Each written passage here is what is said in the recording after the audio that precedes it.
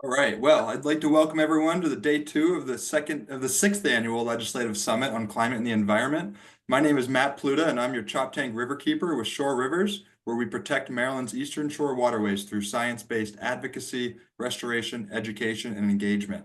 I'll be your moderator today, and on behalf of our organizing partners, the Maryland Legislative Coalition's Climate Justice Wing, the Sierra Club's Lower Eastern Shore Chapter, and Shore Rivers, I'm thrilled to welcome you all to another packed agenda focused on water quality and environmental legislation we'll see in the upcoming legislative session starting in just 3 days. Today's agenda, as you see on the screen, includes our keynote address from Secretary Josh Kurtz with the Department of Natural Resources, where he'll talk about the Governor's Chesapeake Bay Legacy Act and other environmental issues in the state. We'll then roll right into our legislative presentations, where we'll hear from 9 elected officials talking about their legislative priorities that you can all help to support this legislative session. And then following those legislative presentations, we have a special segment today highlighting our other state agencies' legislative priorities, including the Maryland Department of Agriculture, represented by Secretary Kevin Addicks today, as well as the Maryland Department of the Environment. If you missed yesterday's session, don't worry. The recording and the slide deck and the transcript will be available soon on the Maryland Legislative Coalition's. They are currently available on the Maryland Legislative Coalition's website, and you can visit mdlegislative.com to go preview those after today. We had an excellent day covering everything from renewable energy, food waste reduction, building standards, and then a deep dive into data centers with lively engagement from the audience in our Q&A feature. We hope to keep that energy going today as we hear from the legislators and advocates on the critical bills they're working on. Before we dive into the details, I want to cover some quick housekeeping. I encourage you all to pay attention to the slides of each topic, especially the legislator's name, district, and committee, as well as the lead advocate's contact info if you want to learn more. We'll also share the links in the chat to help you take action immediately today by emailing your legislator on legislation that's important to you that you want them to support this session. As a registered participant, you'll get an email with the recording after the summit, and all the materials will be available again on the Maryland Legislative Coalition's website. We want to hear your questions today, so please use the Q&A feature that you'll find on the menu panel there to send them our way. We'll get as many of your questions answered live. That's the goal for today, is to engage the presenters with the audience's questions. But those that we don't get to, we'll have the advocates and the legislators respond to those in the chat. If you need closed captioning, we're happy that we have that available for you today. You can easily turn on the closed captioning feature by clicking the CC in a square box in the menu and then selecting the language that you want to have displayed. Now let's get started with today's legislative topics. Before we jump into the discussion, I want to set the stage for everyone to think about how we can get these bills passed. With Maryland's growing budget deficit, how do we balance our ambitious goals with our fiscal responsibility? I think that's really one of the elephants in the room today. We're also in the year of the Chesapeake Bay Watershed Agreement set for pollution reduction goals. We know we're not going to make that, so how do we move forward after missing those targets and establishing new Chesapeake Bay Watershed Agreement goals? And then plus, with the new federal administration in place, what does that mean for state and federal partnerships and funding moving forward? These are all things rattling on in the back of my brain, and I know you all have many other questions too about the climate of the legislative session that we're about to enter. So I encourage you all again to put those questions in the Q&A, and let's get those live to our legislators. So let's dive in, as I'm excited to introduce our keynote speaker for today. Maryland Secretary Josh Kurtz leads the Department of Natural Resources with a dynamic vision for a cleaner Chesapeake Bay and the natural resources that support it. Known for his expertise in environmental policy and kayaking and paddling, as I've got to learn firsthand over the fall here this past year. The Secretary is focused on addressing climate change through his agency's management of public lands, advancing water quality monitoring and science-based fishery management decisions, and ensuring environmental justice for all communities through enhanced access to the state's natural resources. Secretary Kurtz brings his strong leadership, passion, and results-driven approach to advancing Maryland's Chesapeake Bay agenda. Today, he will provide an overview of the Governor Moore's Chesapeake Bay Legacy Act and offer insights into the new Chesapeake Bay Agreement and discuss other key environmental issues. So, Secretary Kurtz, thanks for being here today. Thanks for having me, Matt. Can you hear me? Yeah, sure can. Okay, perfect. And apologies, I'd had some technical difficulties, so I had to flip to like my third backup iPad. So I'm making sure that everyone can hear me just fine. Um, So great, and thank you very much for having me. I think obviously it's always a really exciting time when we're getting ready for legislative session, and we're discussing all of the things that we're doing related to the environment and ways where we can make improvements. And I think you'll see a lot of that this year from our administration across several of our agencies, really taking a hard look at the policies that underpin all of the work that we're doing to restore the Chesapeake Bay, to tackle climate change, to ensure that we've got a healthy environment for all Marylanders as we move forward. And I think this year, we're very excited to talk about a few pieces of legislation. But as Matt said, I think there's some really important aspects that I wanted to highlight to set the stage, so that we're kind of all on the same page of what we're doing and what are going to be some of the critical things that we're tackling together this coming year. And I do want to take a step back before I talk about the Chesapeake Bay Legacy Act and just mention a little bit about how we got to where we are today. I'm not going to go back, 100,000 plus years until people started impacting the watershed. I'll start a lot closer, and we'll really kind of flash back to the kind of the tail end of industrialization. What we saw was the importance of our waterways for our economy, the way that our waterways drove industry, and so we built up our communities around our watersheds, and the Chesapeake Bay is a critical example of that, and a really good one. It's also a one where it highlights the importance of being able to work cross jurisdictionally. We could have the best policies, we could be implementing everything under the sun in the state of Maryland, and we could potentially still have water quality issues because we manage this estuary and this watershed as a partnership. There are 6 states that contribute water to the Bay, the District of Columbia, and so we're working with several different jurisdictions, the federal government through the EPA, through NOAA, Fish and Wildlife, USGS. I could go on and on, but really, it is one of the hallmarks of this is the partnership and the many people that play a role.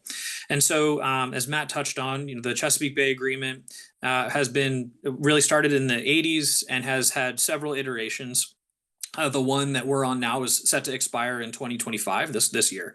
And I think what we've all come to learn is that, and have seen over the past few years, is that we are not going to meet the goals as we've laid them out, or all of them. We've met several of them. I think that's important when you look at especially our goals around things like oysters, around environmental literacy, around land protection here in Maryland. We've met several of these goals, but we have not seen that recovery of the Bay that we wanted to see, that we expect, and that we need to, for a multitude of reasons, right? The economy, our society, culturally, ecologically, it just plays such an important role in our world here in Maryland, and frankly globally. So we've been really focused on that Bay Agreement, pushing through to 2025, getting as far as we can. And this past year, what we've been doing is really setting ourselves up to do a deep dive assessment. And really, I think one of the exciting things about right now in today's day and age is just how far we've come in terms of our data, how far we've come in terms of tools to help us understand how effective we have been, and where we have been ineffective. And I think that's going to be critically important for the next iteration of the agreement. And I think one thing that we've seen is progress, and progress based off of the science that we do, the model that underpins the work. And what we want to do is build on that. And I think what we recognize in this agreement is that the vision is correct, right? The large scale vision is correct, but making sure that our outcomes get us to that vision is really where we are. And so this coming year, and I wanted to really highlight what's going to happen this year, because there's going to be an ample opportunity for participation.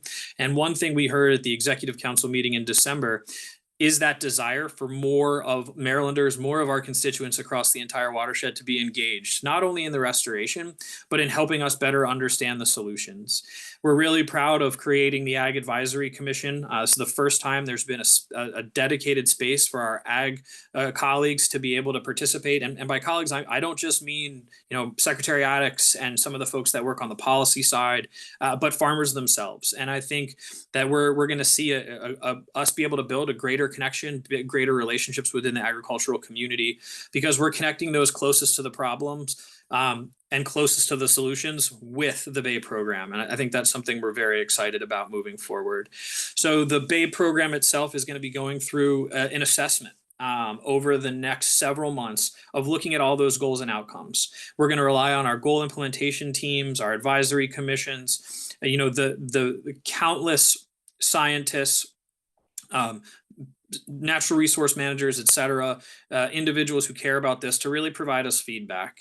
And at the Executive Council, I think one thing that was agreed upon by all the jurisdictions is we need more input from the public and more input from advocates so that we can ensure that we're creating a restoration effort that uplifts communities all over the Bay watershed.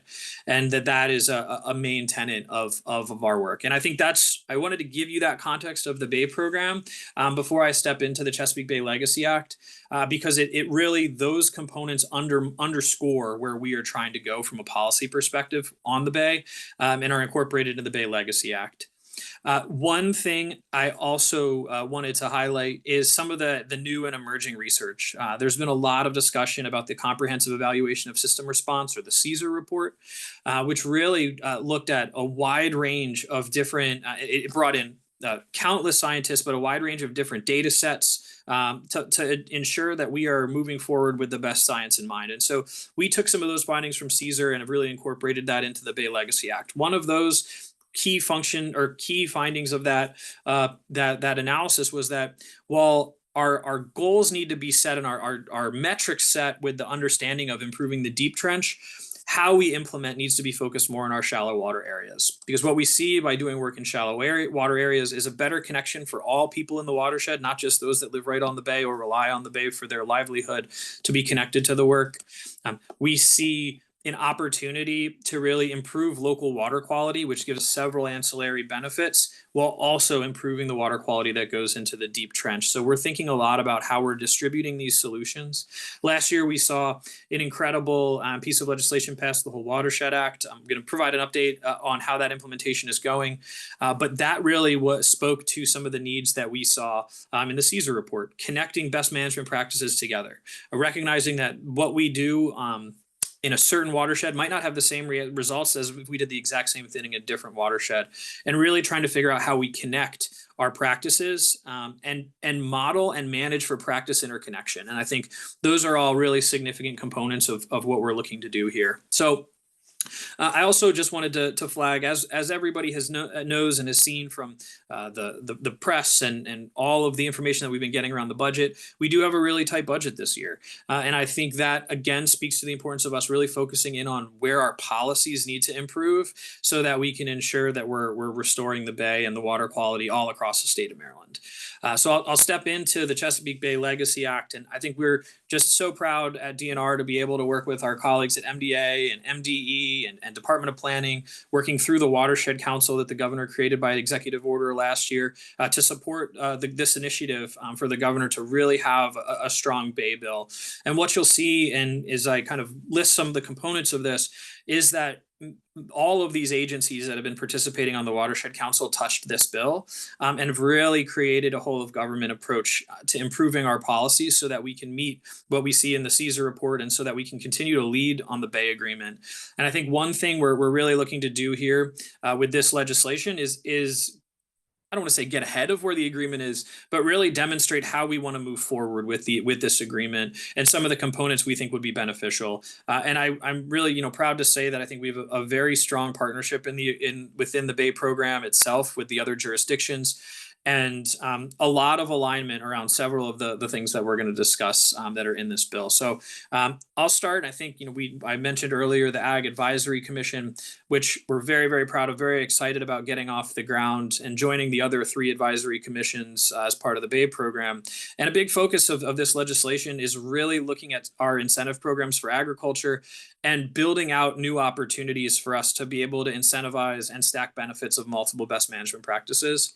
And so a part of this bill is the codification of the Leaders in Environmentally Engaged Farming, or the LEAF program, which really emulates the LEAD program for building a performance. And I think that it's a really incredible opportunity for us to not only drive incentives to places where we're getting multiple benefit, but recognize some of the great work that some farmers have already done that currently don't get credit for, and really allows us to look at soil health over kind of a longer term time frame.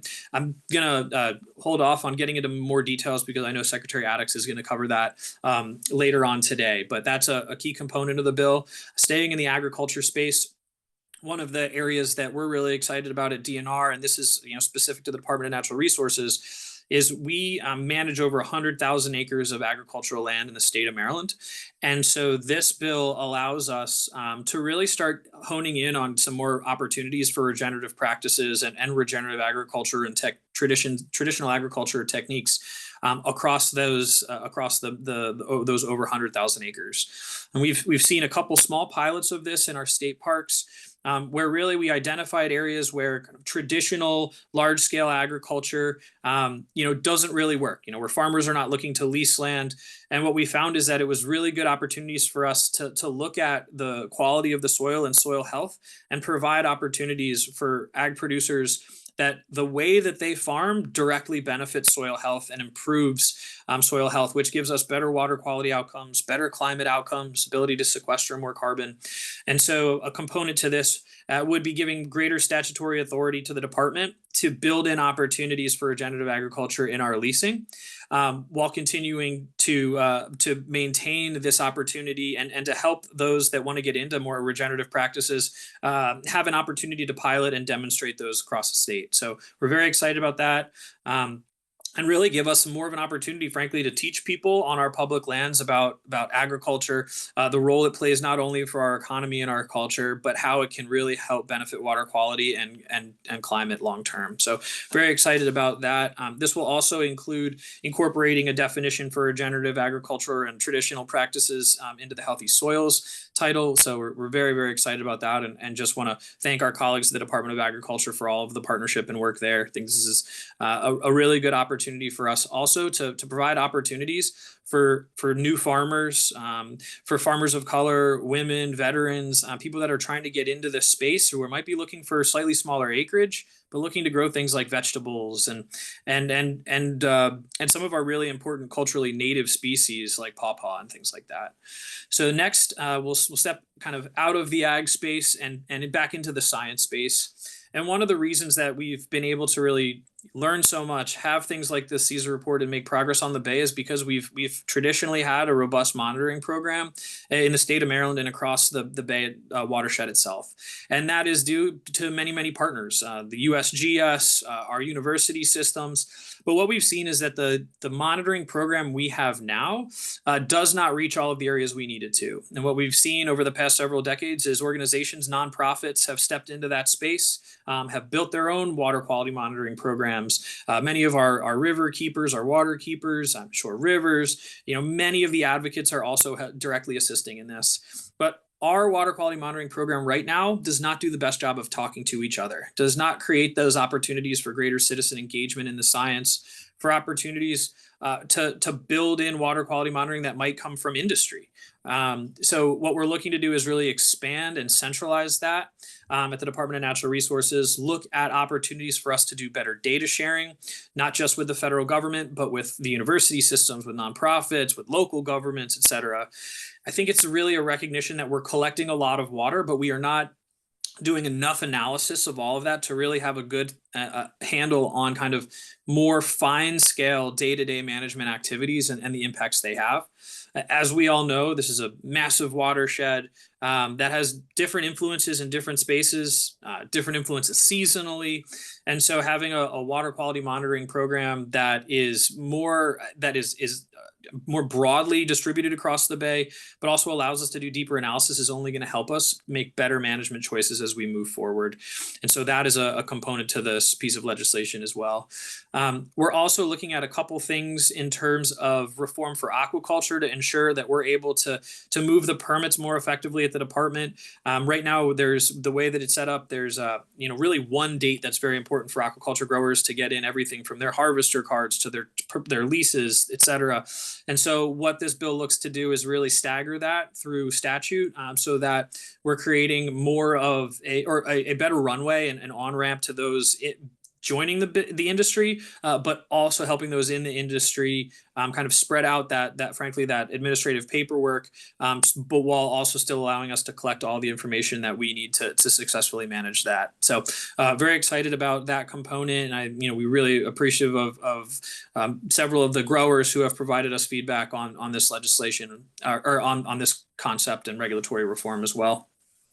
We're also looking at opportunities to be more to better adaptively manage our fisheries, and we've had conversations with the watermen and our harvesters over the past couple of years about the rigidity of our fisheries management, and especially thinking about that as that impacts our ability to manage species that are migrating in and out of the bay, species that we have not historically seen in large abundances, but we now are starting to see a lot more of.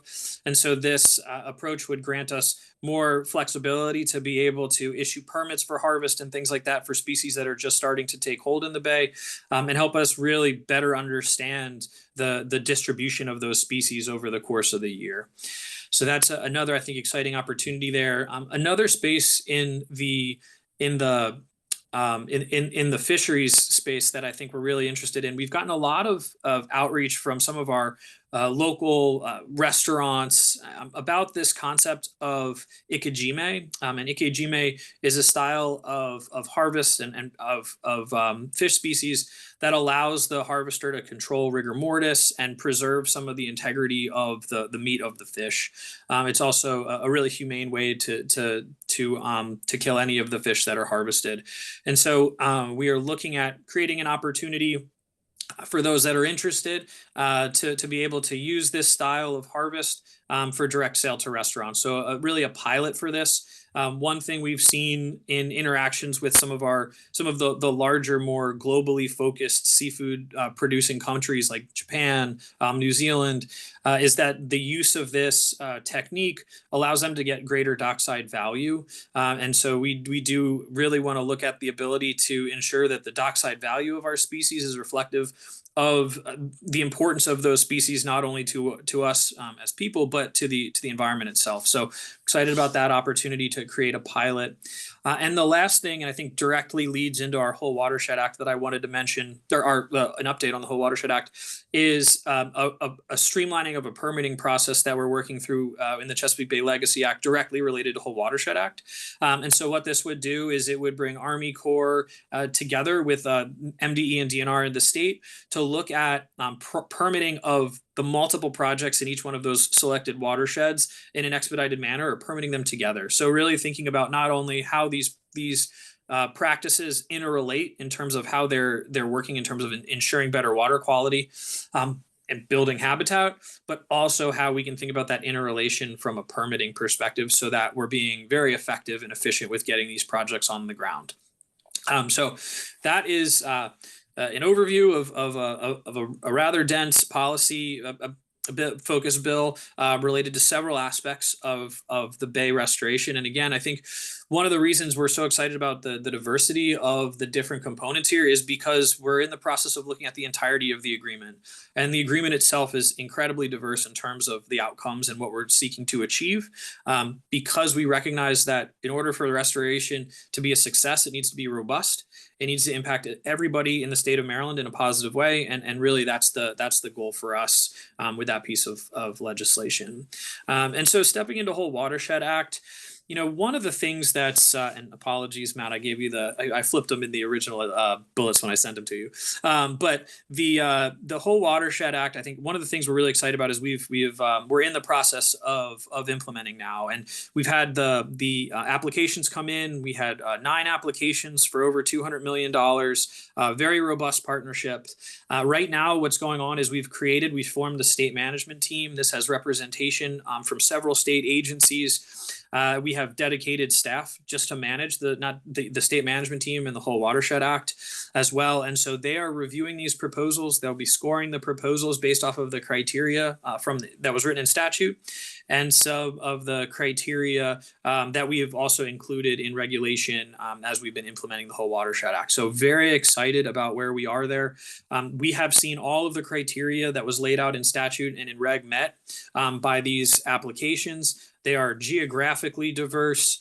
They are diverse in terms of the communities that would potentially be impacted by the restoration in a positive way. And they are everything from urban to suburban, rural, a wide range of partners. I would really just want to thank everybody who's been participating on the creation of some of these applications and are then going to be working to implement them once they're selected.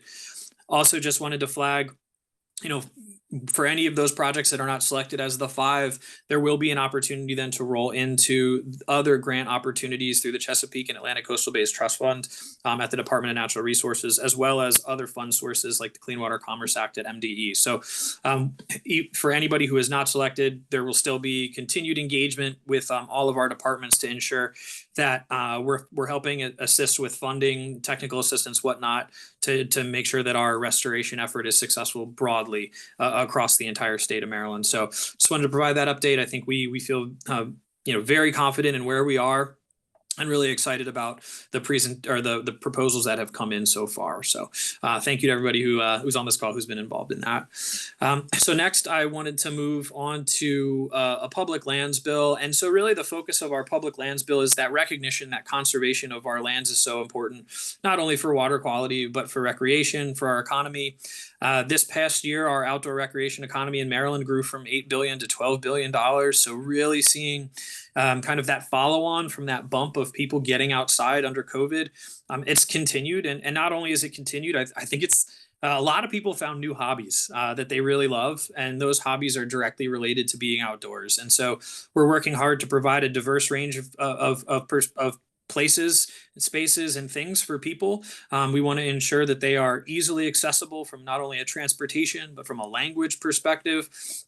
And so this public lands bill would do a few different things, but really focus on modernization. And really it learns from the Great Maryland Outdoors Act, which was an incredible, I think, kind of snapshot in time bill to ensure that we have proper staffing, proper funding, proper budget. We're managing the lands properly, thinking about climate impacts, et cetera. And so we've taken some of the lessons from that, some of the lessons from the Department of Legislative Services analysis that was required under the Great Maryland Outdoors Act, and turned that into a public lands bill that would really set us up to be sustainable in terms of an operations perspective long-term on our public lands, as well as really help us continue to provide a diverse number of recreational opportunities across the state.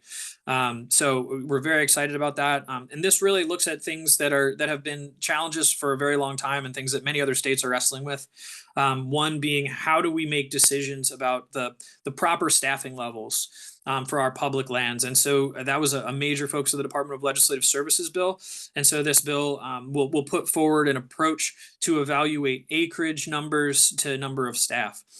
So we're really excited about that. And this is something that other states are pioneering right now as well. So excited to be a part of kind of a community of different states who are working on that. Next, I wanted to move to our non-tidal fisheries license increase or changes.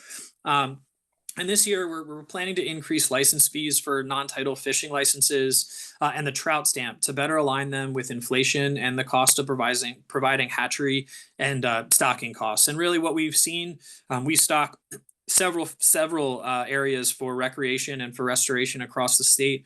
That is continuing to gain in expense.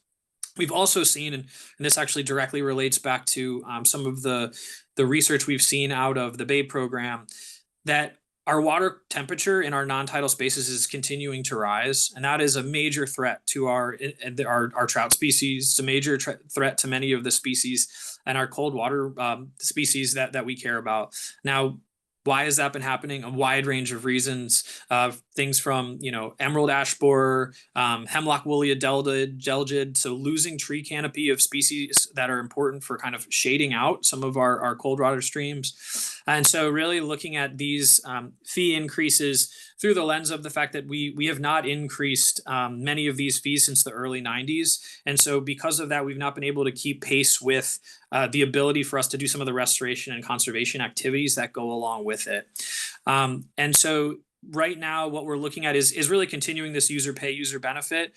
So increasing some of these fees so that we can continue to do the work on the ground, so that these users will be able to continue to fish for and engage with the species that they care about. So that is another component for our legislation this year.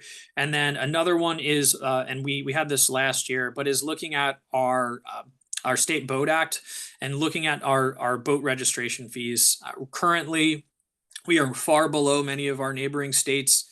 $24 to register a boat. And so what we're looking to do is a modest increase there, continue to be below most of the other states around us. But this fee goes into our Waterway Improvement Fund. And what we're seeing is a significant growth in the need for the Waterway Improvement Fund, whether that be from silting in of our marinas, whether that be from the investments that we made in our waterfront infrastructure being decades and decades old.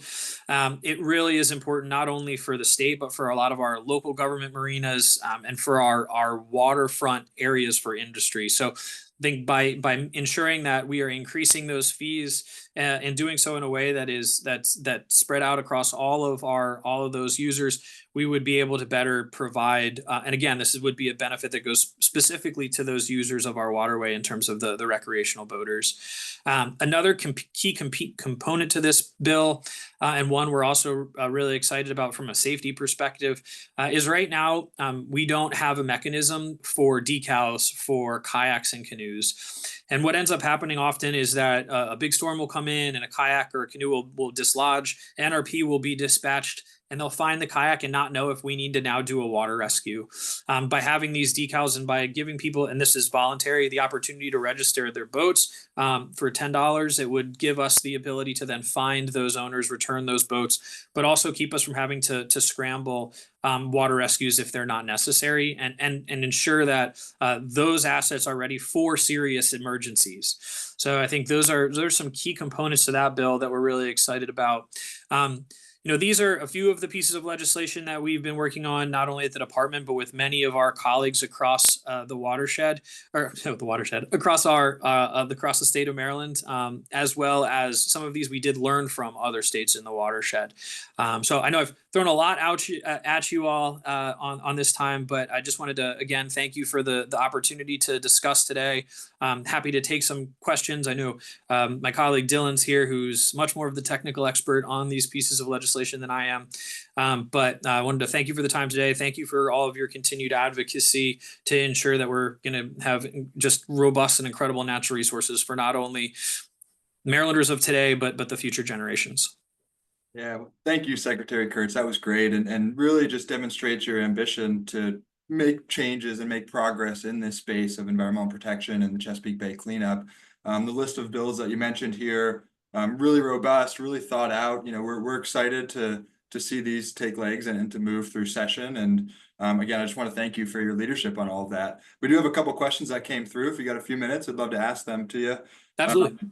And really, I want to reflect too on what you hit on, which I thought was a great connection between a couple efforts. But the Bay cleanup and the goals moving forward, and the technicalities of like looking at the deep trench of the Chesapeake Bay, but the realities or the practicalities of engaging, where people are interacting with these rivers, in our waterways, which is right on the shoreline in most cases.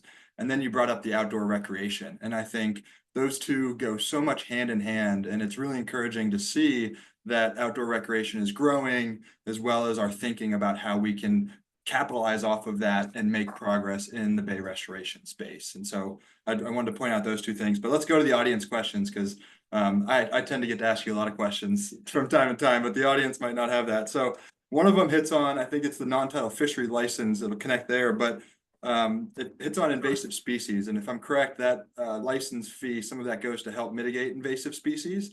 And the question was, what is the department seeing as new species that are migrating into our area?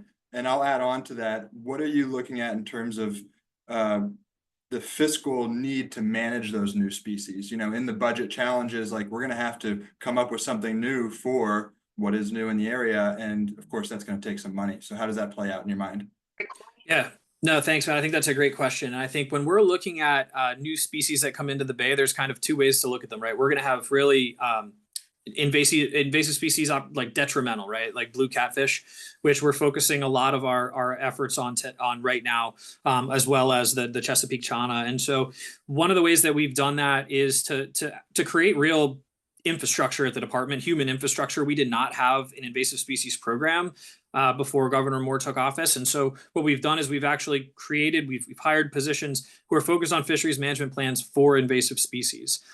Before we used a matrix approach, which is very common.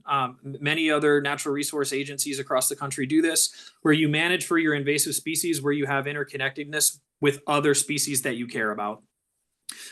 That works when you have species that are not having the ability to take over a watershed like we see with the blue catfish and the Chesapeake chana, not to the extent as the blue catfish. And so we've really focused on building out internally programmatic abilities to do that. And so that is funded, as you touched on, through some of our fees, et cetera, right now through our special funds.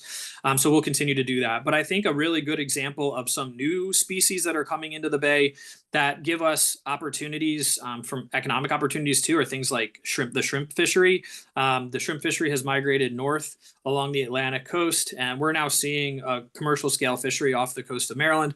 But because we don't incorporate shrimp into our statutory framework right now, it's really difficult for the department then to respond and create permits and permit levels to ensure that we have sustainable management of the fishery and that our watermen can access them from an economics perspective. And so that's just one example of a species that could be on that beneficial side, commercially as well as ecologically. And so we want to ensure that we can better react and create those opportunities for permits and then the associated data that we collect behind that to make sure that we're managing those species well to begin with. We're seeing a really big influx in things like red drum as well. And so really thinking about how those species interact with some of our other species like striped bass, which are having a very hard time right now for a wide range of reasons, but really a big one of those being kind of the changes we've seen due to the climate. Red drum is another emerging opportunity, and we would need to manage those species differently. So that is I think how we're thinking about that in both the positive and kind of negative impacts from the different species that could be coming into the Bay. Yeah, no, that's a good way to look at it. It's not all negative. There are opportunities and economic opportunities at that, which I think we need to recognize as well. Another question, which I'm sure you get a lot when you talk about these initiatives and you see the term Chesapeake Bay, but are these initiatives really bound by the Bay, or do they apply to the coastal bays and the coast as well? Yes, they apply to the coastal bays as well. I think that was one of the great things about Whole Watershed Act was that it also incorporated both. Our watershed council is the Chesapeake and Coastal Atlantic Bays Watershed Council, because we saw the importance of working in both of those spaces. And I think especially in that climate adaptive fisheries space, that some of those new emerging opportunities are really much more focused on the coastal bays. Last year, we had a bill to increase aquaculture increase the number of aquaculture or species that people could aquaculture for, because we've seen such a rebound in bay scallops. And so this gives a greater opportunity for those that want to add scallops to the coastal bays to be able to do that. So yes, we are absolutely thinking about this within the context of not only the bay proper, but the coastal bays, and frankly, broader than that. The bay is, the headwaters of so many streams and so many rivers across the state of Maryland that the people that live in those spaces maybe don't associate with the Bay, frankly. We've seen a good deal of success in Pennsylvania over the last few years because they have lasered in on getting people excited about local water quality. And, they're not talking about it as a Chesapeake Bay initiative. They're talking about it as a stream delisting initiative. And that's exciting, right? It's the creeks and the streams in your backyard, in your neighborhood that you care about that are seeing those water quality benefits. And then the downstream folks get those benefits too. So I think we've been trying to learn from other states and build more successes much more broadly across our state as it pertains to improving water quality in both the coastal bays and the Chesapeake Bay. Yeah, that's great. And I think really what that hits on is kind of the psychology around how we message these things, because like you said, our Chesapeake Bay isn't everyone's Chesapeake Bay, but we do all have creeks and streams, within an arm's reach. And so thank you. I'm going to ask one more question. If you can leave the audience with something that you think they should really be getting involved in this session, or how they should be getting involved. I know you have a lot of legislative experience even before being secretary. What advice do you have for the audience for this coming session? Yeah, I think what we should be really working to do, and is important, especially right now with the Bay program, is building on successes. I think one thing we've seen, and Matt, you kind of touched on this a little bit, but there has been an apathy that has been growing around restoration of the Chesapeake Bay. And I think, we have a lot of excitement around climate right now, but there is always there is always potential for that kind of apathy setting in too. So I think when we're focusing on such difficult challenges, it's also really important for maybe those that don't spend a lot of time in these spaces to also focus on, how we're learning from what we've done well, and we're really expanding on that. I think that's a really important messaging, and really important for more culturally, like the cultural zeitgeist, right, of restoration more generally. So I think it's continue to focus on where we're falling behind, and really how do we amp up and quickly amp up and ramp up the places where we've been successful and where we're seeing really strong partnerships. So I think that would be my recommendation. I think also, again, it's going to be a very difficult budget year. So where we can really put together robust policies that aren't going to, drastically increase the budget, I think that's a really important space for all of us to focus this year. Yeah, I think that's going to be good. Big priority for everyone moving forward. Well, Secretary Kurtz, thanks as always. I really appreciate you giving time for the environmental community here to talk about these important issues. And I can tell you, we've got your back and support, and we want to help to see these bills shaped to be the best they can and cross the line at the end of session. So thanks, Matt. Much appreciated. Yeah. Absolutely. Take care, everyone. Okay, and if you wouldn't mind, I see Dylan on there, and I got Dylan's email address. I just want to highlight, if anyone does want to get in touch with the department, Dylan is probably the person to reach out to. And he's also on here, and I'm going to ask Secretary, if you and Dylan, if you're around, there's some questions in the Q&A that didn't get answered. Feel free to go ahead and answer those if you could. Otherwise, we can follow up afterwards. But again, thanks for your time. Okay, we're going to get moving right into our legislator presentation portion of the summit here today. And it is my pleasure to introduce to you all Senator Love, from District 16 in Montgomery County, and assumed the Senate office seat just this year in June of 2024 after a distinguished tenure as a former delegate. With a perfect lifetime score from the Maryland League of Conservation voters and recognition as a green champion for a number of years, she's committed to the environmental justice, spearheading legislation on PFAS pollution, watershed restoration, clean water protection. I could go on, but I'd rather let you talk about it, Senator Love. Thank you for being here with us today. Thank you, Matt. I'm really happy to be here. I don't know how many of these I have done, but a couple of them, and they're always fun. I really appreciate the opportunity to talk to you all. And I loved listening to the Secretary. He's a hard act to follow. But I'm excited to talk to you about two bills today. The first one is the Nearshore Farming and Finance Act. And you can see some information up here. I'll just give you a little bit of background. I think everybody on this call has heard of the Chesapeake Bay Agreement and the different states' watershed implementation plans. We all know that we haven't met our WIP goals, our goals for the 2025 deadline in the Bay Agreement. And a recent study from the Chesapeake Bay Program's Scientific and Technological Advisory Group has noted that we need to address shallow waters more and non-point sources of pollution more. We've spent a lot of time focusing on the channel of the bay, which is great, and we also need to continue to do that, but we also need to address shallow waters and non-point sources. So this bill is directed at reducing the amount of nitrogen that flows into the bay by addressing the nutrient application within 100 feet of tidal waters. So it has three components. Number one, it prohibits the use of nutrient application on farmland within 100 feet of tidal waters. The current setback is just simply not enough, and I know that Annie will talk more about that. It provides incentives for those farmers who adopt or extend fixed natural filters within that 100-foot buffer. And it extends a tax credit to farmers who operate on farmlands in the critical area with fixed natural filters. So I just want to highlight a couple of key points. As I mentioned, it addresses non-point sources. It's got a mandatory piece extending that buffer. It's got an incentive piece for those who adopt the fixed natural filters. And then we've got a bonus for tenant farmers who often don't get the benefit of these incentives. It goes to the landowners and not to the tenant farmers. So I know I threw a lot of stuff at you really quickly, but I'd rather the expert get on, and Annie can tell you more about it. Matt, you want to highlight her? Thank you so much, Senator Love. Hey everyone, I'm Annie Richards with Shore Rivers. I'm your Chester River Keeper. We are thrilled to be working with Senator Love on this great initiative this session. As Senator Love highlighted, this bill is a response to the recent scientific reports that the STAC at Chesapeake Bay program has released.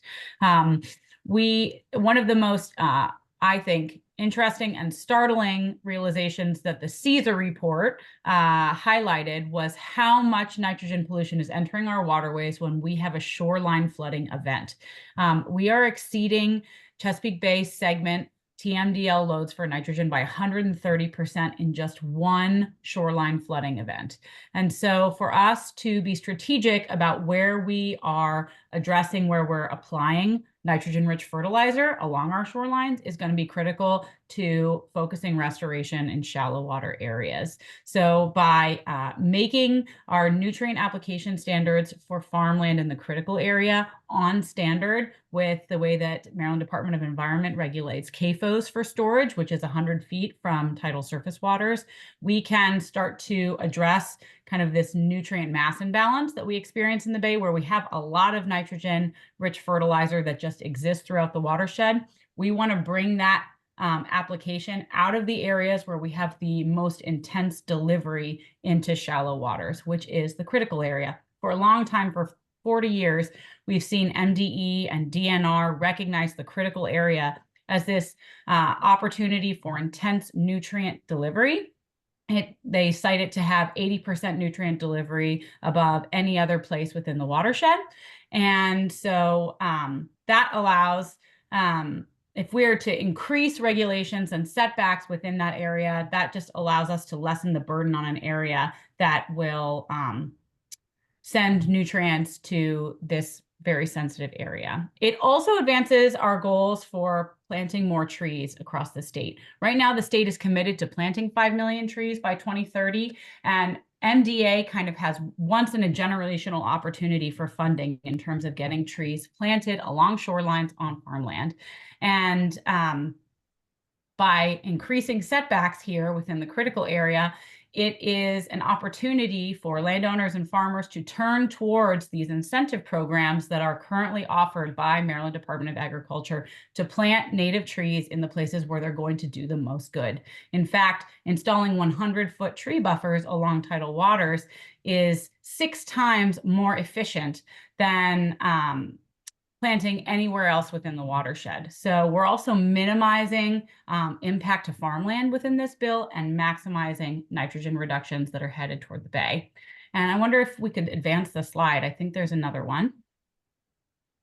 Thank you so much. So as I said, this is a very efficient way of planting. And so you can see in this call out box along your right-hand screen, establishing a riparian buffer on 2,600 acres of farmland, which, by the way, this bill is going to impact about 2,600 acres of farmland within 100 feet of tidal waters. It will produce the following reductions that you can see in green on your screen. 83,000 pounds of nitrogen, 1,700 pounds of phosphorus, and roughly 1.3 million pounds of sediment per year. Those are our reductions.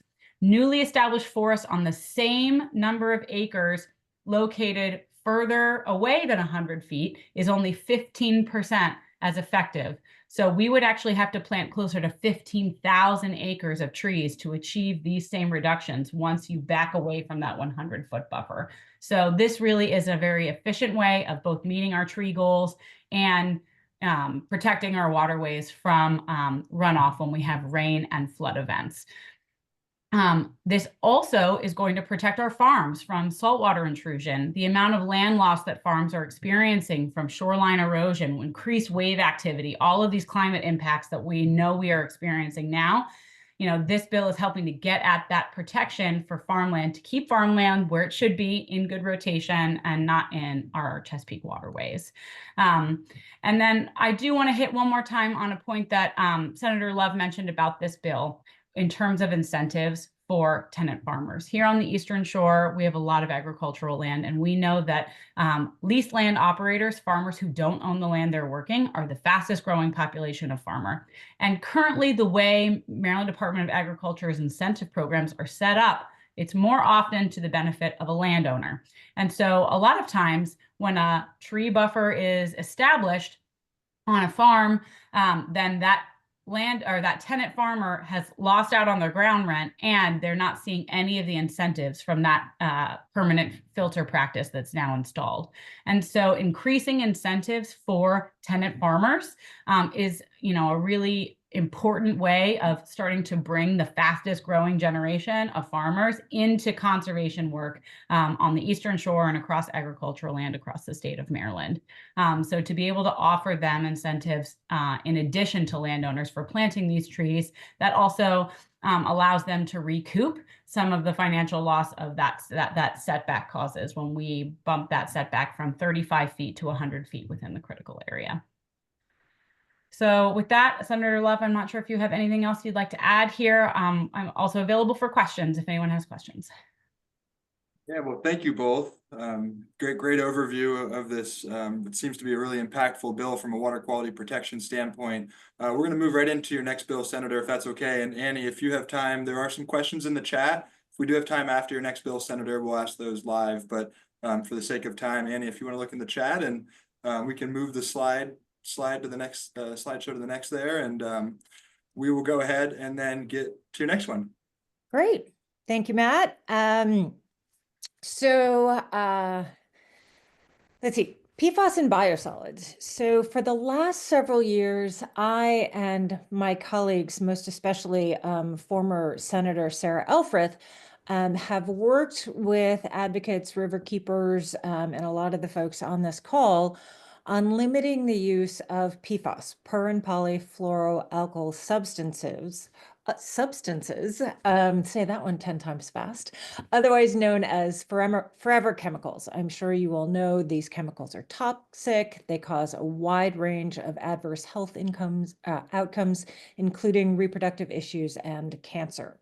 So over the course of years, we've prohibited the use of firefighting foam in testing and training.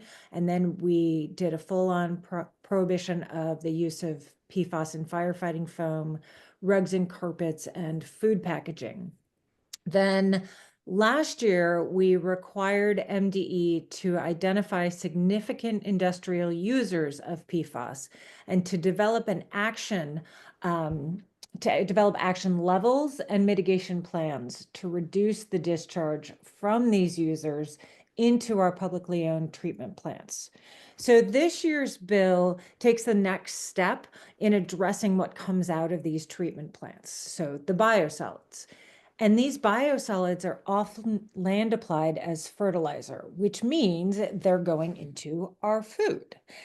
So what this bill does is it requires that biosolids that are going to be land applied be tested prior to application, and it ensures that MDE does not allow biosolids with a high concentration of PFAS to be land applied. So again, I'm just going to provide a brief overview and turn it over to the expert. Brent, the mic is yours. Thank you, Senator Love. It's always a pleasure to work with you and the other representatives that we've been working on this issue. PFAS, like Senator Love had expressed, is a forever chemical. It is everywhere in our environment, and it has multiple different sources. And we've been working on this issue for a number of years. Two of our primary concerns have been PFAS levels in fish tissue and PFAS levels in biosolids. MDE has responded quite well in the past to our advocacy and our efforts and our monitoring that have showed high levels of PFAS in fish tissue, and joined a number of states with fish consumption advisories across the state of Maryland. They have also responded to our request to assess PFAS in biosolids. And a couple of years ago, the Moore administration instituted a moratorium on new permits for biosolid application. So no new permits. And then the past 2 years, they've been studying PFAS levels in biosolids and conversing with other states that also have similar action plans to address biosolids. And recently, in August of last year, MDE issued a recommendation, 4-tier recommendation for limits for PFAS and biosolids. And essentially what this bill is really doing is codifying the recommendations that MDE has put forward for the farming community. We recognize that biosolids are an extremely important feature in Maryland farms. We did not want to take action like Maine did and ban biosolids completely from being used on farm fields. But we also understand that, and the research shows that high levels of PFAS in biosolids does leach into soils. It does leach into our rivers and streams. It does impact our fish species, which is, for fish consumption for those who fish and eat the fish in the state of Maryland. And it does have a connection to our food system. And we recognize that we really need to have some kind of action to put in these limits for PFAS and biosolids. And so the other important factor with this bill is that it's mandatory to test the PFAS or the biosolids for PFAS 14 days prior to land application. And that's an important feature because a lot of times biosolids are collected from multiple different sources. And there's a middle company corporation that would collect those sources that may have different levels of PFAS. And when they commingle, the level of PFAS may not necessarily be the same as what it was from the original source. And so we want to ensure that the biosolids that are being spread on farm fields follow the various different tiered systems that's laid out. In that case, there's also certain situations where if the levels of PFAS are above a certain level, which I think is 100 parts per billion, then they're not allowed to land apply whatsoever. And only a few circumstances would that impact permits being completely denied from a wastewater treatment plant that wants to directly apply those biosolids to farm fields. So this is one way that, like Senator Love said, the next step in addressing the sources of PFAS and reducing the threat to primary exposure to our residents and the impact to our natural resources. Great. Well, thank you, Brent, her fellow riverkeeper, and thank you, Senator Love, for working on this bill for us. And there's a lot of questions that came in. I'm sorry we can't get to them live as we're rolling through the agenda here, but just the sheer volume of questions shows that these are important and impactful bills. And so, Senator, I want to thank you for championing them and bring them forward. And if you guys have time, please head over to the Q&A feature and you can answer some of the questions that came through. Thank you.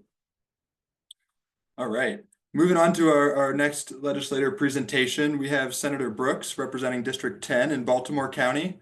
Having joined the Maryland Senate and joining the Maryland Senate and then serving in the House of Delegates since 2015, Senator Brooks has a perfect score with the Maryland League of Conservation voters, and he champions policies such as the Maryland Beverage Container Recycling Refund Program, regulation of PFAS chemicals, and promoting environmental sustainability in buildings.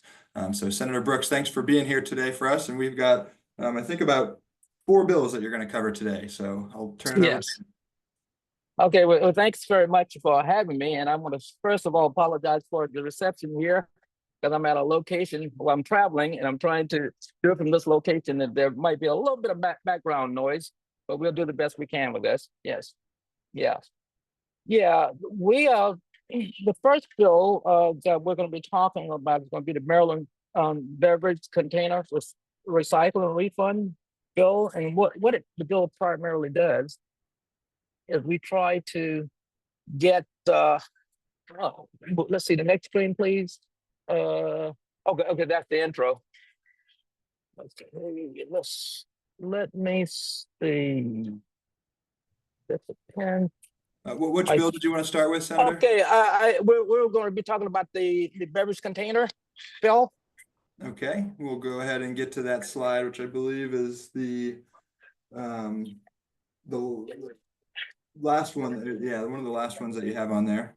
Gary, if you Oh, can that's go the last one. Oh, well, you can go to the first one you've got then. We can start from that one. Oh, Okay. Yeah, we have the Better Buildings Act starting. oh, the Better Building Act. Okay, yeah, well, you can start with that slide. Yes. Great. Okay. All right. Okay. Yeah. The Better Building Act. Yeah.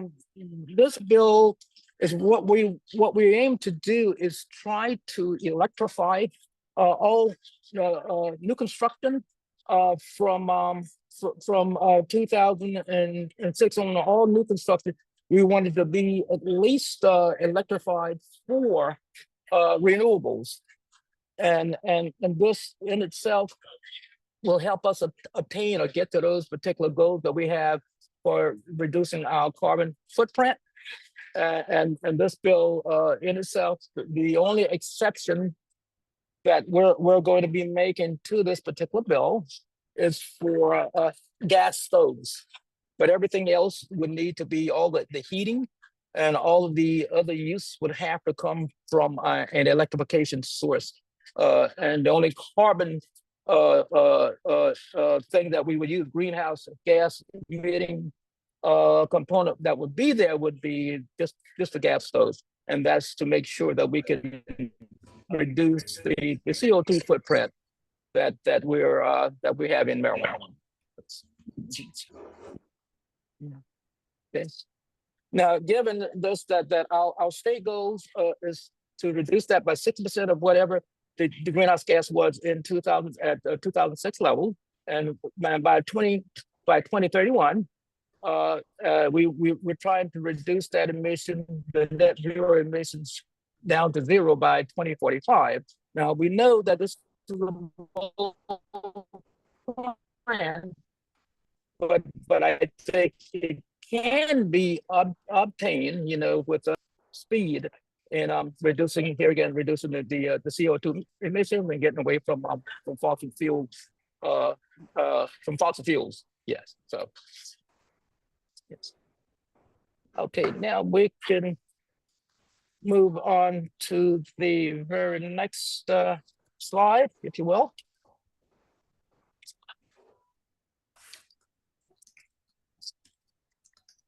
Okay.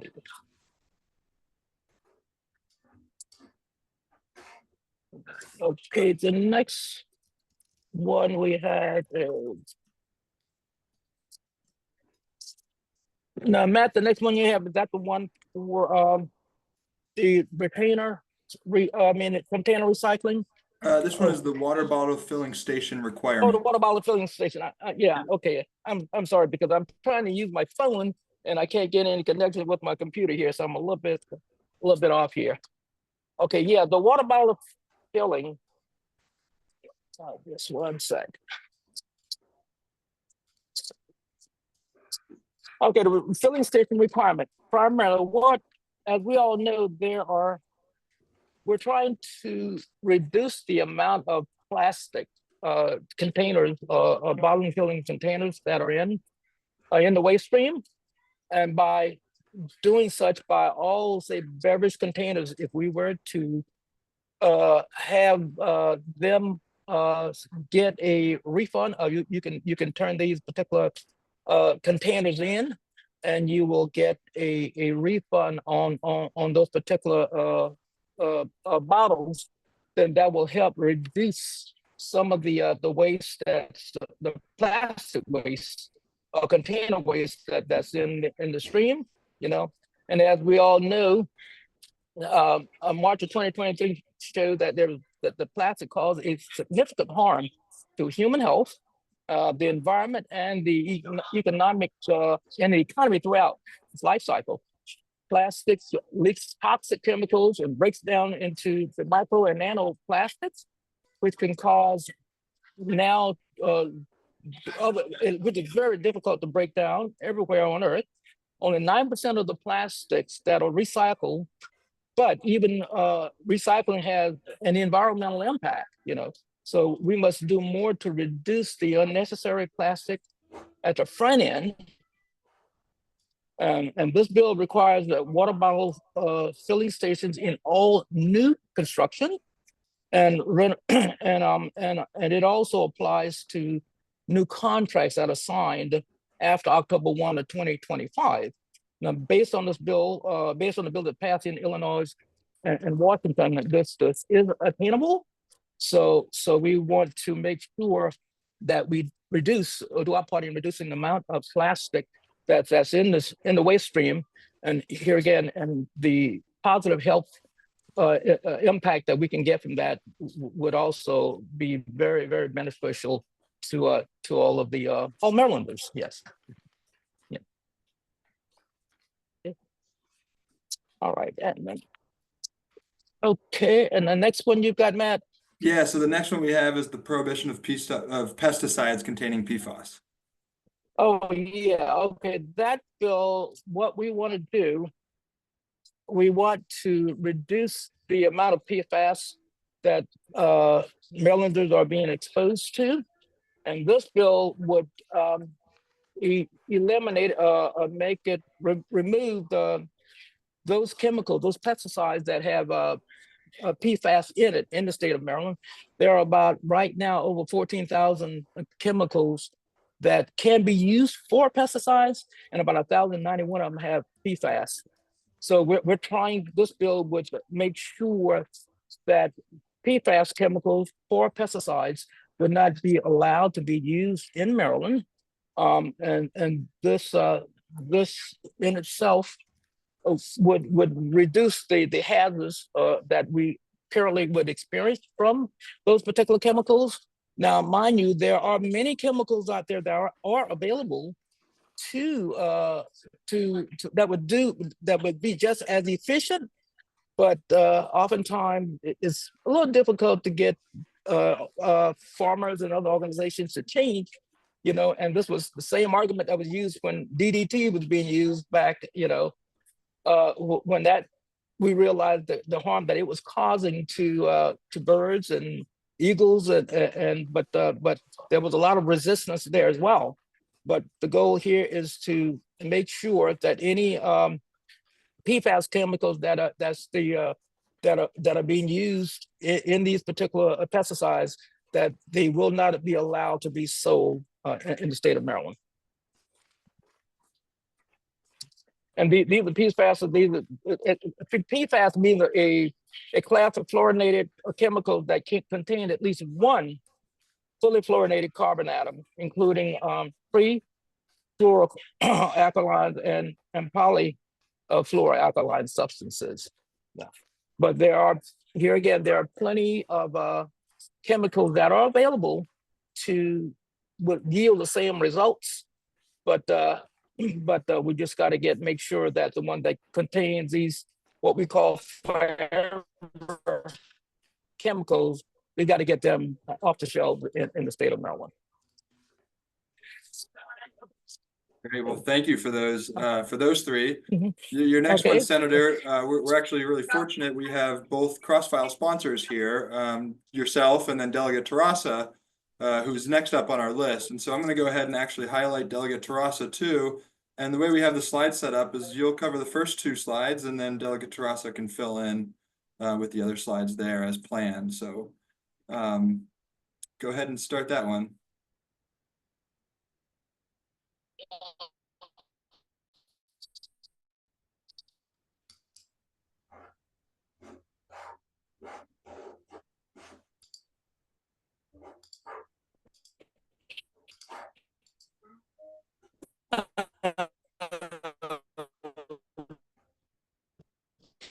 May have lost the senator there.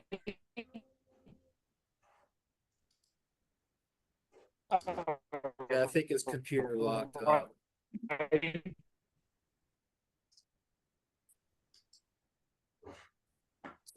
Well, Senator, we're having a hard time hearing you on this bill, so Delegate Tarassa. Oh, I'm here. I don't know. It sounds like Senator Brooks is still trying to stabilize the internet connection. it does sound like that.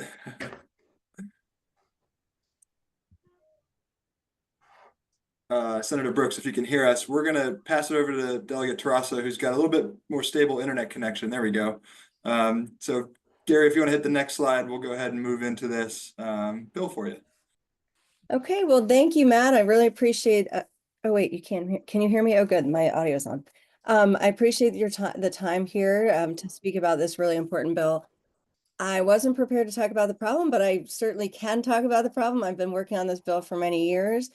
As you can see, 5.5 billion beverage containers were sold in Maryland in 2021, and only a quarter, or 1.4 billion, were recycled. 4 billion containers were left in the environment.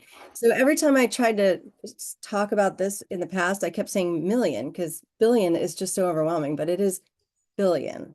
So if you could go to the next slide. I mean, so that's basically the problem as it ends up. So the impact of that is litter and plastic pollution, impact wildlife and microplastics, just as Senator Brooks was talking about with the water filling stations. Wasted energy and resources, landfill, incinerated litter could have been made into new containers, reducing the need for virgin plastic in particular. Climate and health impacts, as we know, extracting fossil fuels and greenhouse gases at every stage of the production of plastic is a problem in the environment. So what I want to do is talk about how the program would work. So if you just give me a second here, I'm just trying to catch up to where I am. So I'm going to talk about this bill, and then I'm going to talk about the post-consumer recycled material bill, which is the PCR bill. And those bills work really together because they create a supply and demand that work well together and work well for our environment. So basically, this bill will create the supply and the PCR bill will create the demand. So let's talk about the bottle bill first, as I was already saying what the problem was. So the recycling refund systems, which this is, with a refund deposit, are the most effective intervention for reducing litter. This program aims to achieve at least 90% capture and recycling rates for glass, plastic, and aluminum beverages sold in the state. So that's a huge increase. We're doing about a quarter, and we are hoping to get to at least 90% with this program. How does it work? So when a beverage container is purchased, a small deposit is added to the price, either 10 or 15 cents, depending on the size. The deposit is refunded when the containers are returned to the convenient retailer or redemption facility for recycling. The program is implemented and financed by the beverage producers with enforcement targets and strong oversight from MDE, which I think is really important. Similar programs have been operating in 10 US states for decades, expanding worldwide to fight plastic pollution and litter as well. The retailers and redemption centers will be equipped with high-tech counting and sorting equipment and sort of reverse vending machines and bag drops, and will receive a handling fee to cover their expenses and also pegged to inflation. And I think it's important to note that local governments will be able to set up their own redemption centers if they choose, and they can receive a handling fee for redeemed containers. They'll also be able to count these returned containers in the recycling rate. So I think that's important. This is a producer responsibility program with major MDE oversight that makes producers responsible for collecting, processing, recycling beverage containers, and it will be financed by the program itself. So what are the benefits? The reduction in litter and pollution, plastic pollution. Oh, thank you. I gotta wait till you get up to catch up. Recovery of over 90% of the beverage containers, which I mentioned before, which means 3.6 billion fewer wasted containers a year. Increased availability of high quality food grade material for this closed loop recycling and reuse. Cost savings for local governments and taxpayers. Creation of new jobs in recycling, redemption equipment, maintenance, and refill technology. Increased investment in reuse and refillable beverage containers. reducing greenhouse gas emissions and energy use, and should also have a major impact on addressing the TMDLs for trash on the Anacostia River and in the Baltimore Harbor. Deposit systems are critical for developing refill and reuse programs. Actually, I think I'm going to skip over that part. Right, refill and reuse programs, which can eventually replace single-use containers, which is what Senator Brooks was talking about.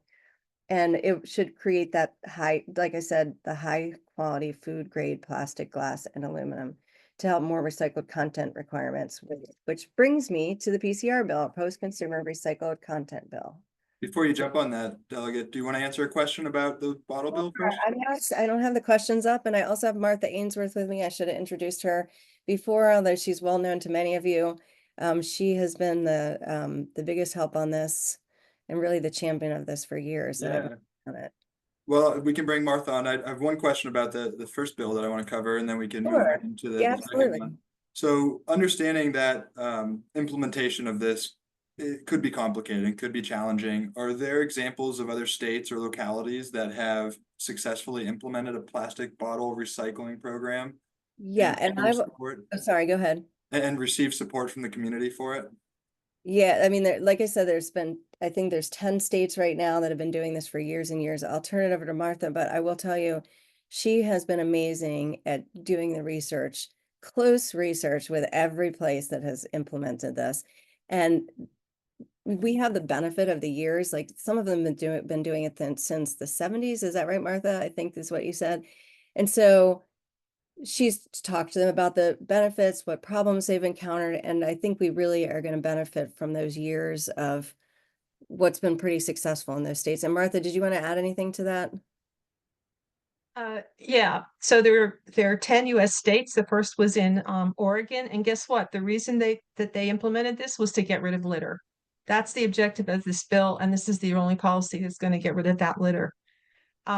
This is, if you can see in the graph here on the right side, these are the 10 states, and these are the recycling rates. And you can see that there's from the lowest level of deposit, 5 cents, up to the highest, 10 cents, and some of them have a split level, which this bill also has.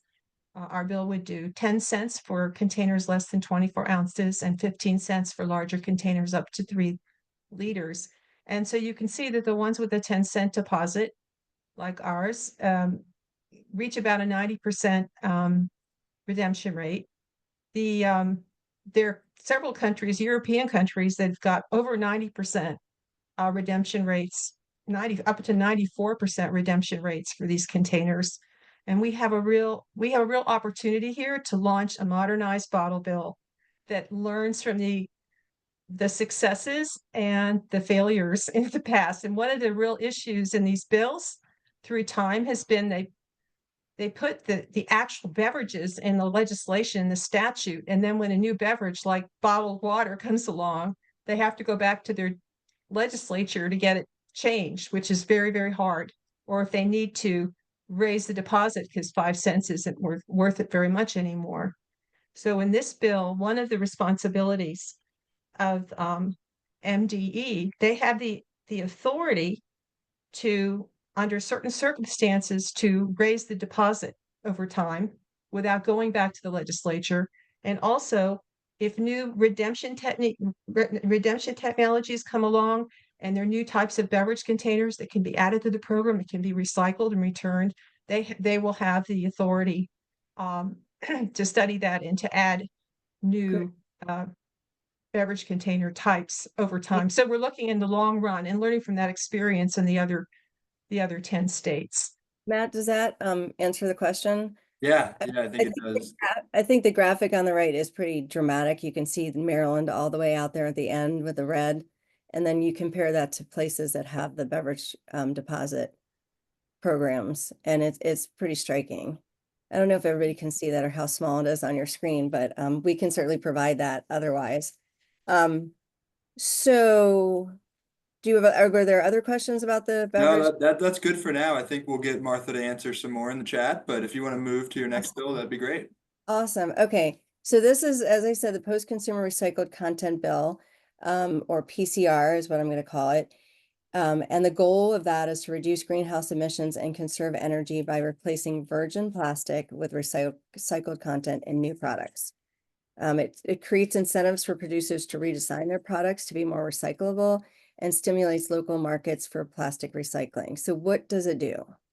It establishes a PCR content program to be administered by MDE's Office of Recycling. It requires producers of the following plastic containers that are sold or offered for sale and distribution in the state to meet minimum post-consumer recycled content requirements. It took me a minute to sort out that term. In other words, content that's being recycled.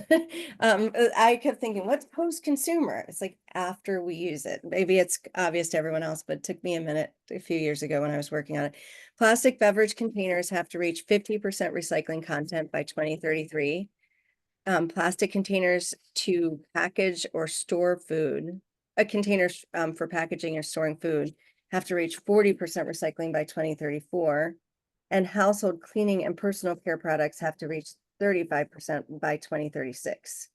Note, these are the intermediate targets, not the final targets. And all producers will be required to register with MDE and pay an annual registration fee into this program. They already registered, but this is registering for this program. The registration fee will be set by MDE annually to completely offset the cost of running the program, and it'll be kept in a dedicated fund. So this is important because plastic products and packaging are being made mainly from virgin plastic over and over and over again. It's just the virgin or fresh plastic with very little recycled content. In the past, a number of multinational corporations have voluntarily pledged to increase this recycled content in plastic products with targets by 2025. Shockingly, we're in 2025 now. However, progress has been slow and there is no penalty if they don't achieve these goals. And in fact, it appears highly unlikely that any of them will meet these goals.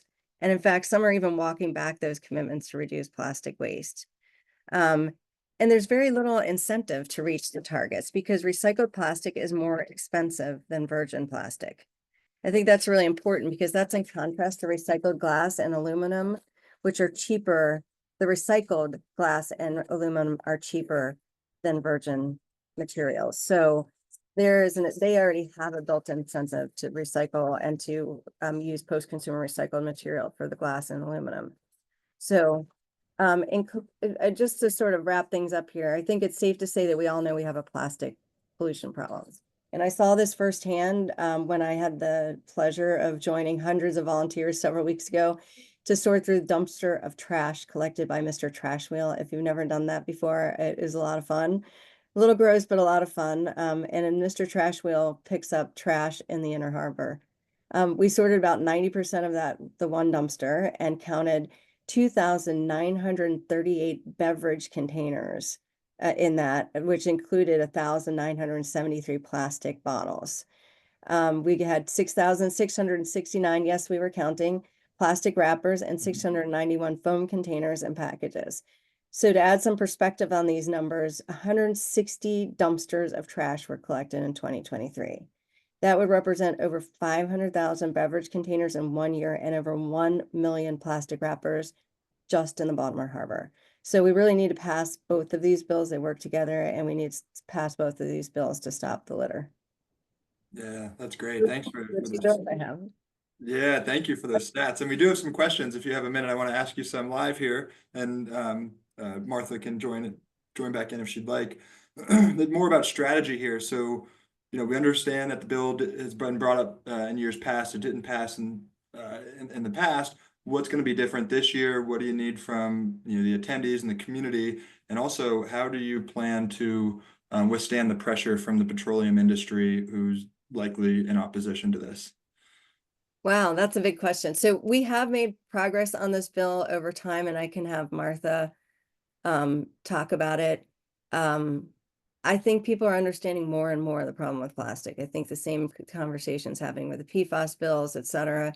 And I think people are seeing it all around them. And it's just, I think there's just been a lot more consciousness over time. And I'll let Martha address the rest of that if you want it. Did you want to weigh in there, Martha? Sure, I do think I think that Delegate Trust is correct, that people are really concerned about plastic pollution. Of course, this bill will divert a lot of containers from litter and from landfills and incinerators as well. We have a coalition, a very strong coalition of groups working on this bill. And there will be also, we have the support of Senator Ferguson, Senate President Ferguson, who's also at that trash wheel cleanup. We have a bottle bill will be introduced in the District of Columbia this month. And I believe that one is going to be introduced in Virginia as well. They have a very short session, I think even shorter than ours. That should all be, So- that should all be very helpful. I think in Yes. having Senator Ferguson support, he actually introduced a similar bill in 2016. So this has been going on for a while.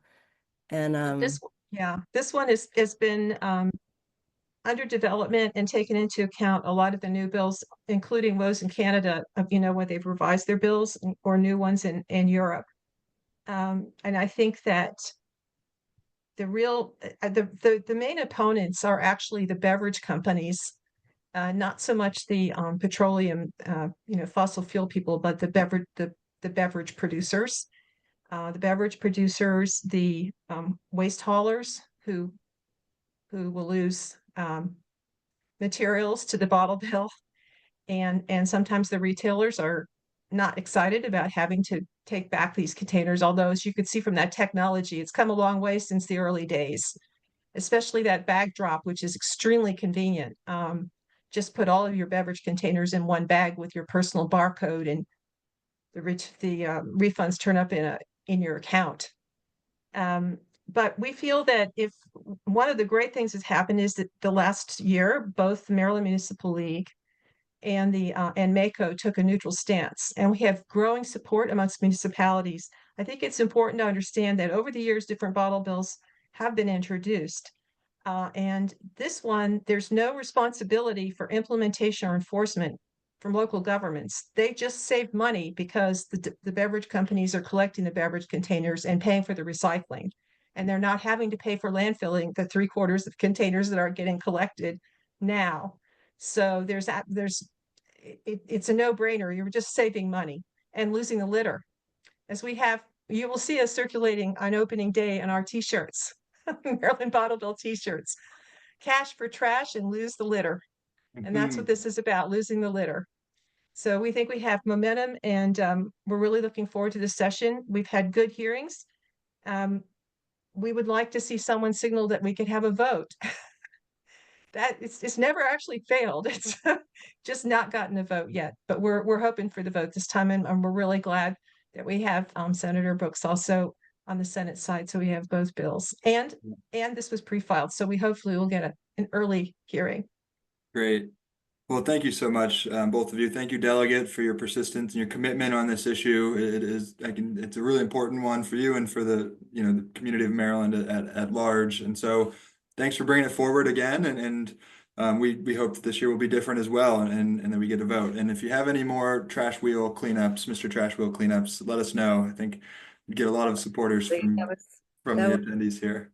It's really eye-opening, and it was a lot of fun too, just all the volunteers there to help clean up and help really get the data we needed.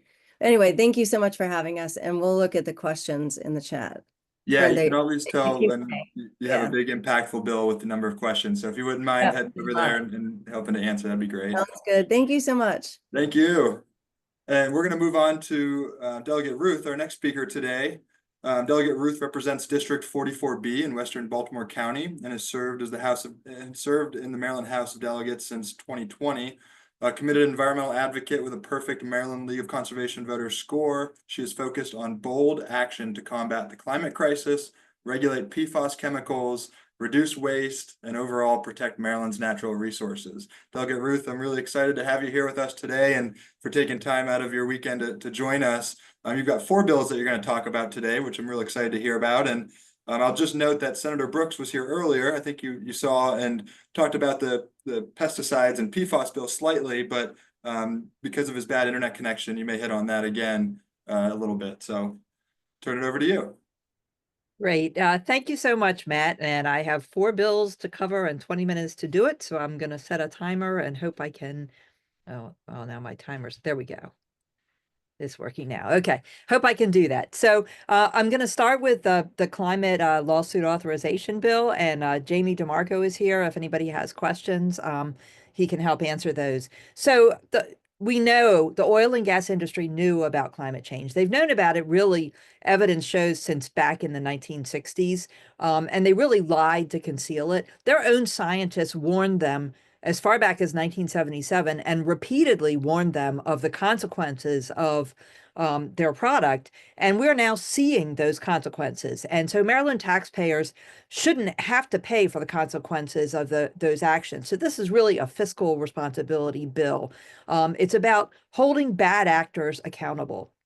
So at its core, what this bill does is it authorizes the Attorney General to file suit against these very large corporations. And it's really going after the large fossil fuel corporations, not like small independent gas stations or anything. And so there are provisions in the bill to make sure it's going after these large corporations like ExxonMobil, who knew and lied and contributed to the climate crisis. The Attorney General is authorized to file suit against them.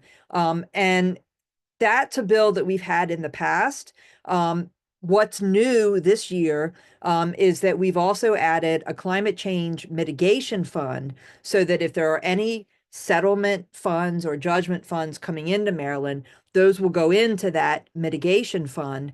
And there are uses for that are specifically specified that it can be used for, and only for dealing with the impacts of climate change in Maryland, including the flooding, high heat, saltwater intrusion, which is a major impact on the Eastern Shore.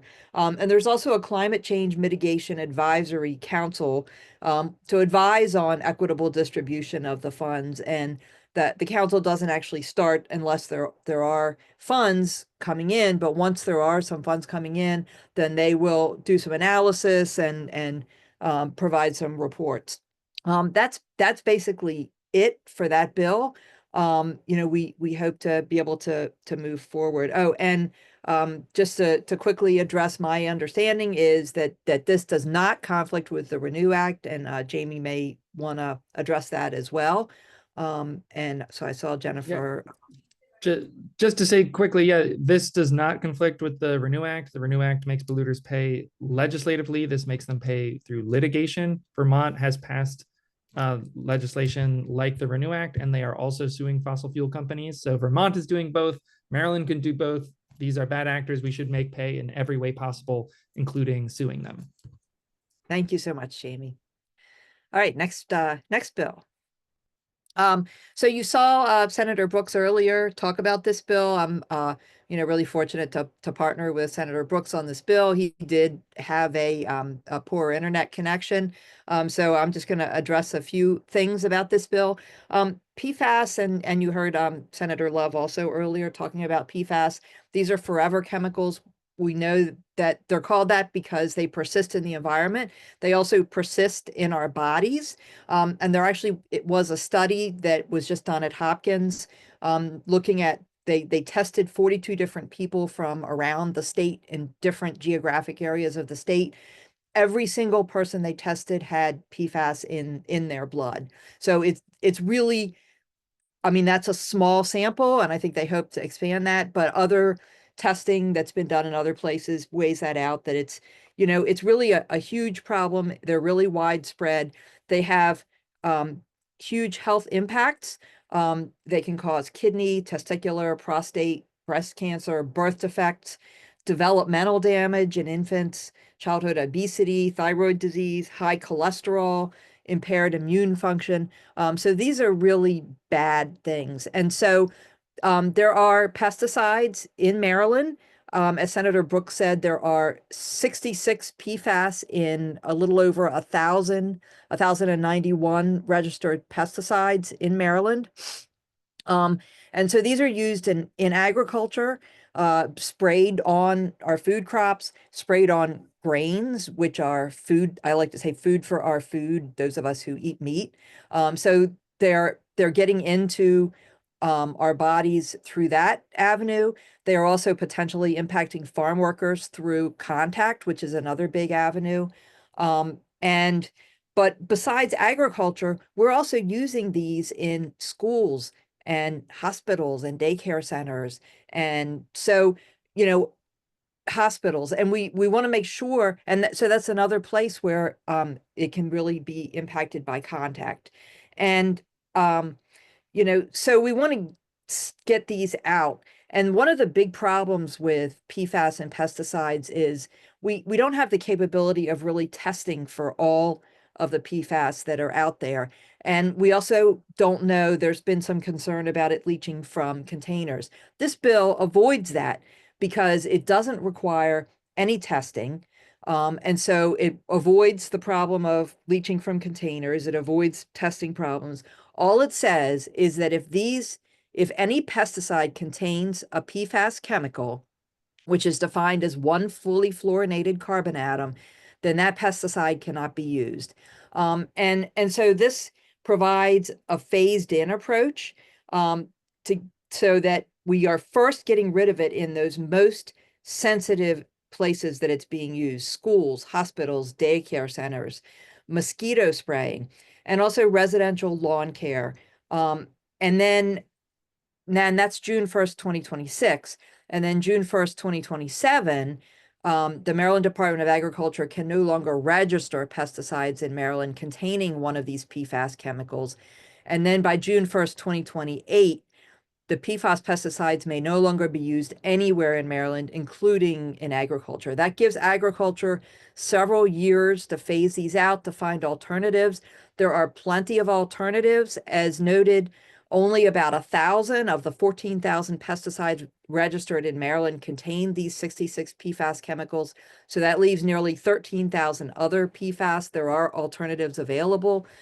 So that gives agriculture plenty of time to phase those out. We certainly do not want to harm agriculture or take tools out of their toolbox until they are able to have alternatives.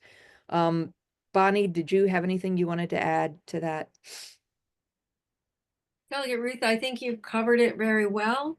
And but if anybody has any additional questions, please put them in the Q&A and I can answer them too. Thank you so much. All right, so we can move on. All right, so wildlife connectivity and crossings. I'm working on this with Senator Karen Lewis Young. She addressed this yesterday. She covered some of the reasons for it, including the wildlife vehicle collisions, which are a huge problem that cost not only the lives of deer, but cost drivers and insurance companies as well.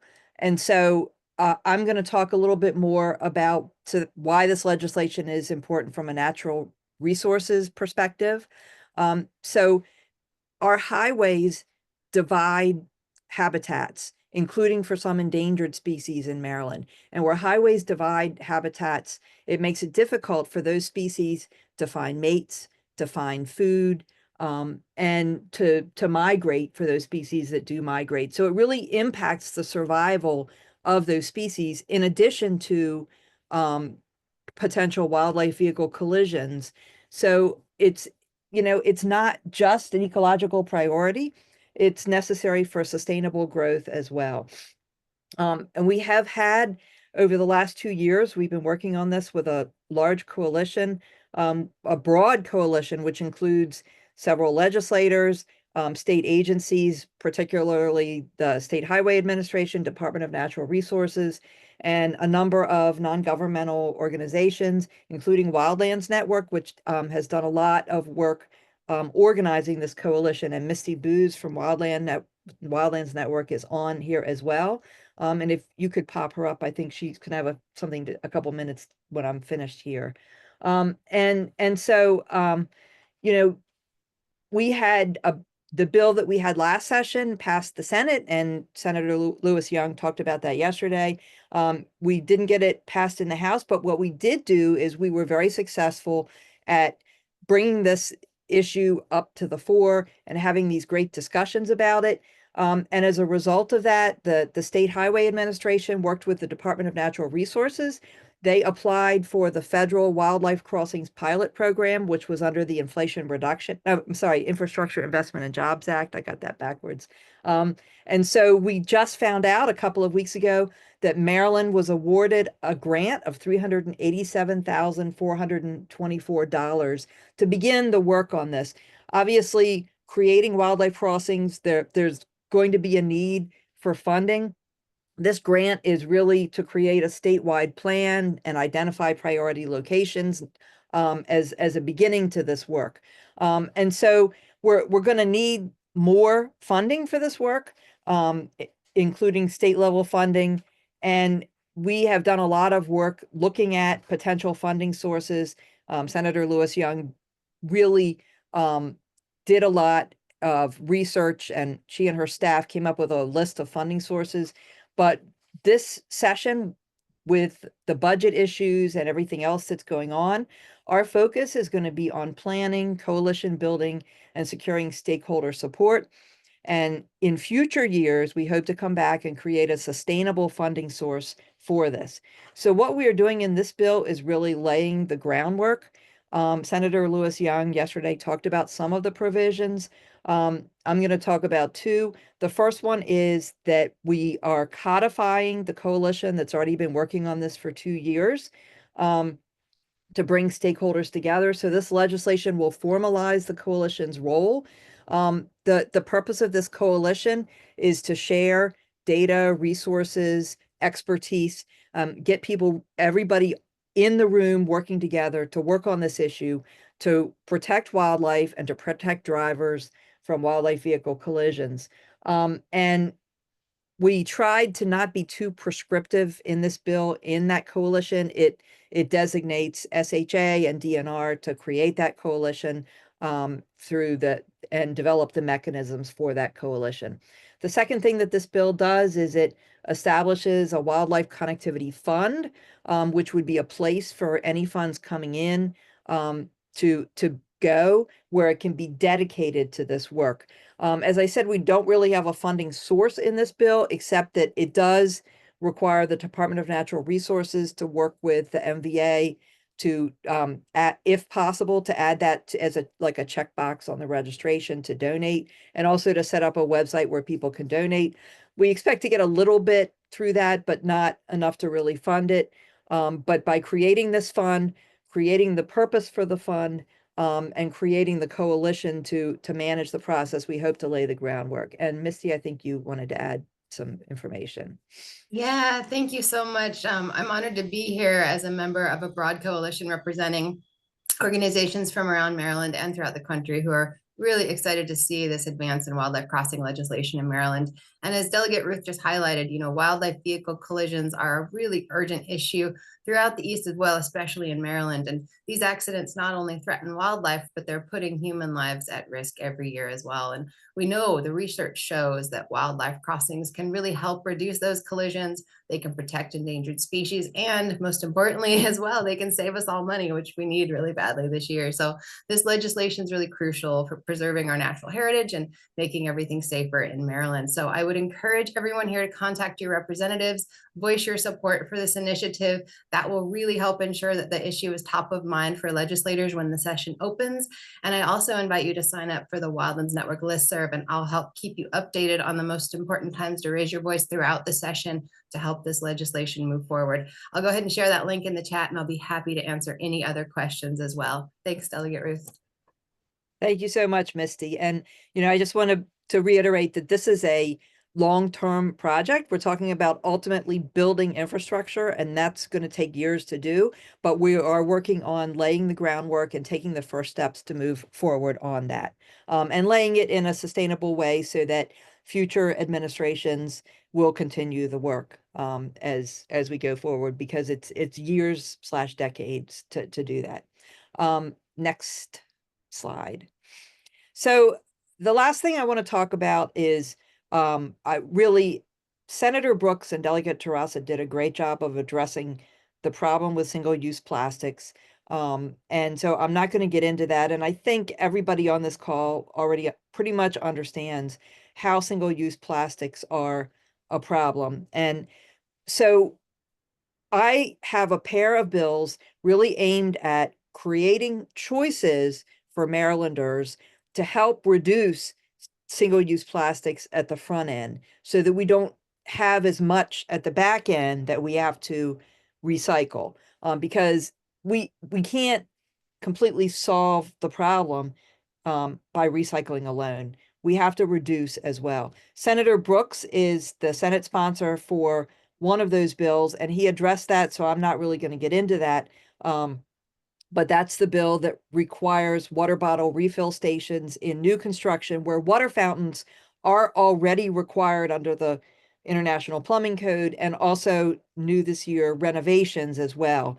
This should be a low barrier of entry because water fountains are already required. This bill passed the House last session, and with Senator Brooks as a great partner, I'm optimistic we can get it across the finish line this year. The second bill is new, and I don't have a Senate sponsor for this, but I really consider this. I'm sorry, I heard somebody speaking. So I really consider this a companion bill to the other one. This is based on a bill that passed in New York City, not New York State, New York City, and it was enacted into law. And basically it just says that professional and college sports venues have to allow patrons to bring in aluminum or stainless steel reusable water bottles. I had an intern do some research in Maryland, and basically almost every sports venue in Maryland does not allow these to come in. So Marylanders have no choice. Marylanders attending sporting events have no choice but to purchase single-use water bottles. And I attended an Orioles game this summer and discovered that I couldn't bring in my reusable water bottle that I carry with me everywhere. So this just says that they have to allow reusable bottles of aluminum or stainless steel. It will, as the New York bill does, say that the venue can say the bottle has to be empty on entry, because one of the issues that they're concerned about is people might use it to bring in alcoholic beverages. So this bill is really around choice and around reducing plastic by allowing choice. So that's all I have, and I'm happy to answer any questions. I want to say you did great on the timing. If I had a buzzer, I would barely have to hit it, but you did really well covering those really important bills, Delegate. Thank you so much. We did have a couple questions come through, and I think your advocates are right on top of those in the Q&A. So we're going to roll into Senator Lamb's presentation next, but I want to say thank you for being here and for leading and championing these really important bills this session. Thank you. Yeah. Great. So our next speaker is Senator Lamb, who represents District 12 and brings his expertise as a preventative medicine physician to his work addressing the intersection of public health and environmental protection. A steadfast advocate for bold climate action, he has championed legislation to reduce the environmental impact of state buildings, ban toxic pesticides, and cut pollution from transportation, ensuring a healthier and more sustainable future for Marylanders. Senator Lamb, thanks for being here today. You're going to talk about the Cherish Act, which we're excited to hear about. Yeah, thank you. Happy to be here. Thank you for that introduction, Matt. And thank you for the organizers for having this opportunity to talk about the Cherish Act. So I've been working with some advocates about a really important piece of legislation because it continues to build on something that we had worked on in the past when it comes to cumulative impacts. Cumulative impacts is really a environmental justice issue where obviously to this audience, you know that it's no coincidence that some of the most harmful industries are located also with some of the most low income areas of our communities and of the state. And this is a concern because those folks are already facing tremendous burdens. And as a result of some of these industries that are co-located in close proximity to them, they're facing an inequity when it comes to the burdens that they have to face environmentally as well. And so this is a real effort to try to address that. And when it comes to cumulative impacts, it's a recognition that when it comes to these state permits being issued by the Maryland Department of the Environment, that oftentimes these permits are looked at in isolation in each permit individual that's being put forward, without really looking at the total picture of how each individual permit upon itself, building on others that have been granted as well in that local community, can really impact them even greater than that single permit might, kind of convey. And so cumulative impacts, an effort to try to address that. And this is a bill that we had looked at to address what we currently see. So currently, MSDE only considers the potential impact of a proposed permit and not the current environmental or pollution burden of a community. The current statute also requires that calculation of an environmental justice score, an EJ score, as part of a permit application can be looked at, but nothing is really done with the score besides just reporting of it. And so it's really a score that doesn't have any teeth. The results in this really results in some certain communities having a higher concentration of businesses that are polluting with no real way to prevent that. As I mentioned, we know that there's a real social justice, environmental justice issue here. So under this bill, under the Cherish Act, when a permit application is put forward in a community with a high environmental justice score, an EJ score, the Department of the Environment will have to consider the current environmental burdens of that community. And if in considering that current environmental burden and the new potential burden that's being added on by this additional permit that's being put forward by the applicant, if the department finds that there's an increased potential for adverse environmental or public health impacts, then MSDE, the State Department of the Environment, can decide to not approve that application. And so there are some exemptions here, some exemptions for public health, and if a community decides to support funding for some type of mitigation fund, but otherwise the department, MDE, can decide to not approve that application, which is very different than the current statute allows for. So that's the basis of the bill. It's a Cherish Act, really important because when you look at some of the communities that are impacted by some of these types of facilities and locations, this is a real concern for them when you look at the total environmental burden. Yeah, thank you, Senator. I think it is a really important bill because there's no real excuse for compounding the impacts that communities have already faced because of other permitted pollution issues. What do you expect in the budget, the budget situation that we're in today? How will this play out in terms of the fiscal note, and what will be the agency's response and the technicalities around making this work? I don't think there's going to be a tremendous fiscal note from this because this is really just affecting their ability to determine outcomes of permits that have been put forward to the department.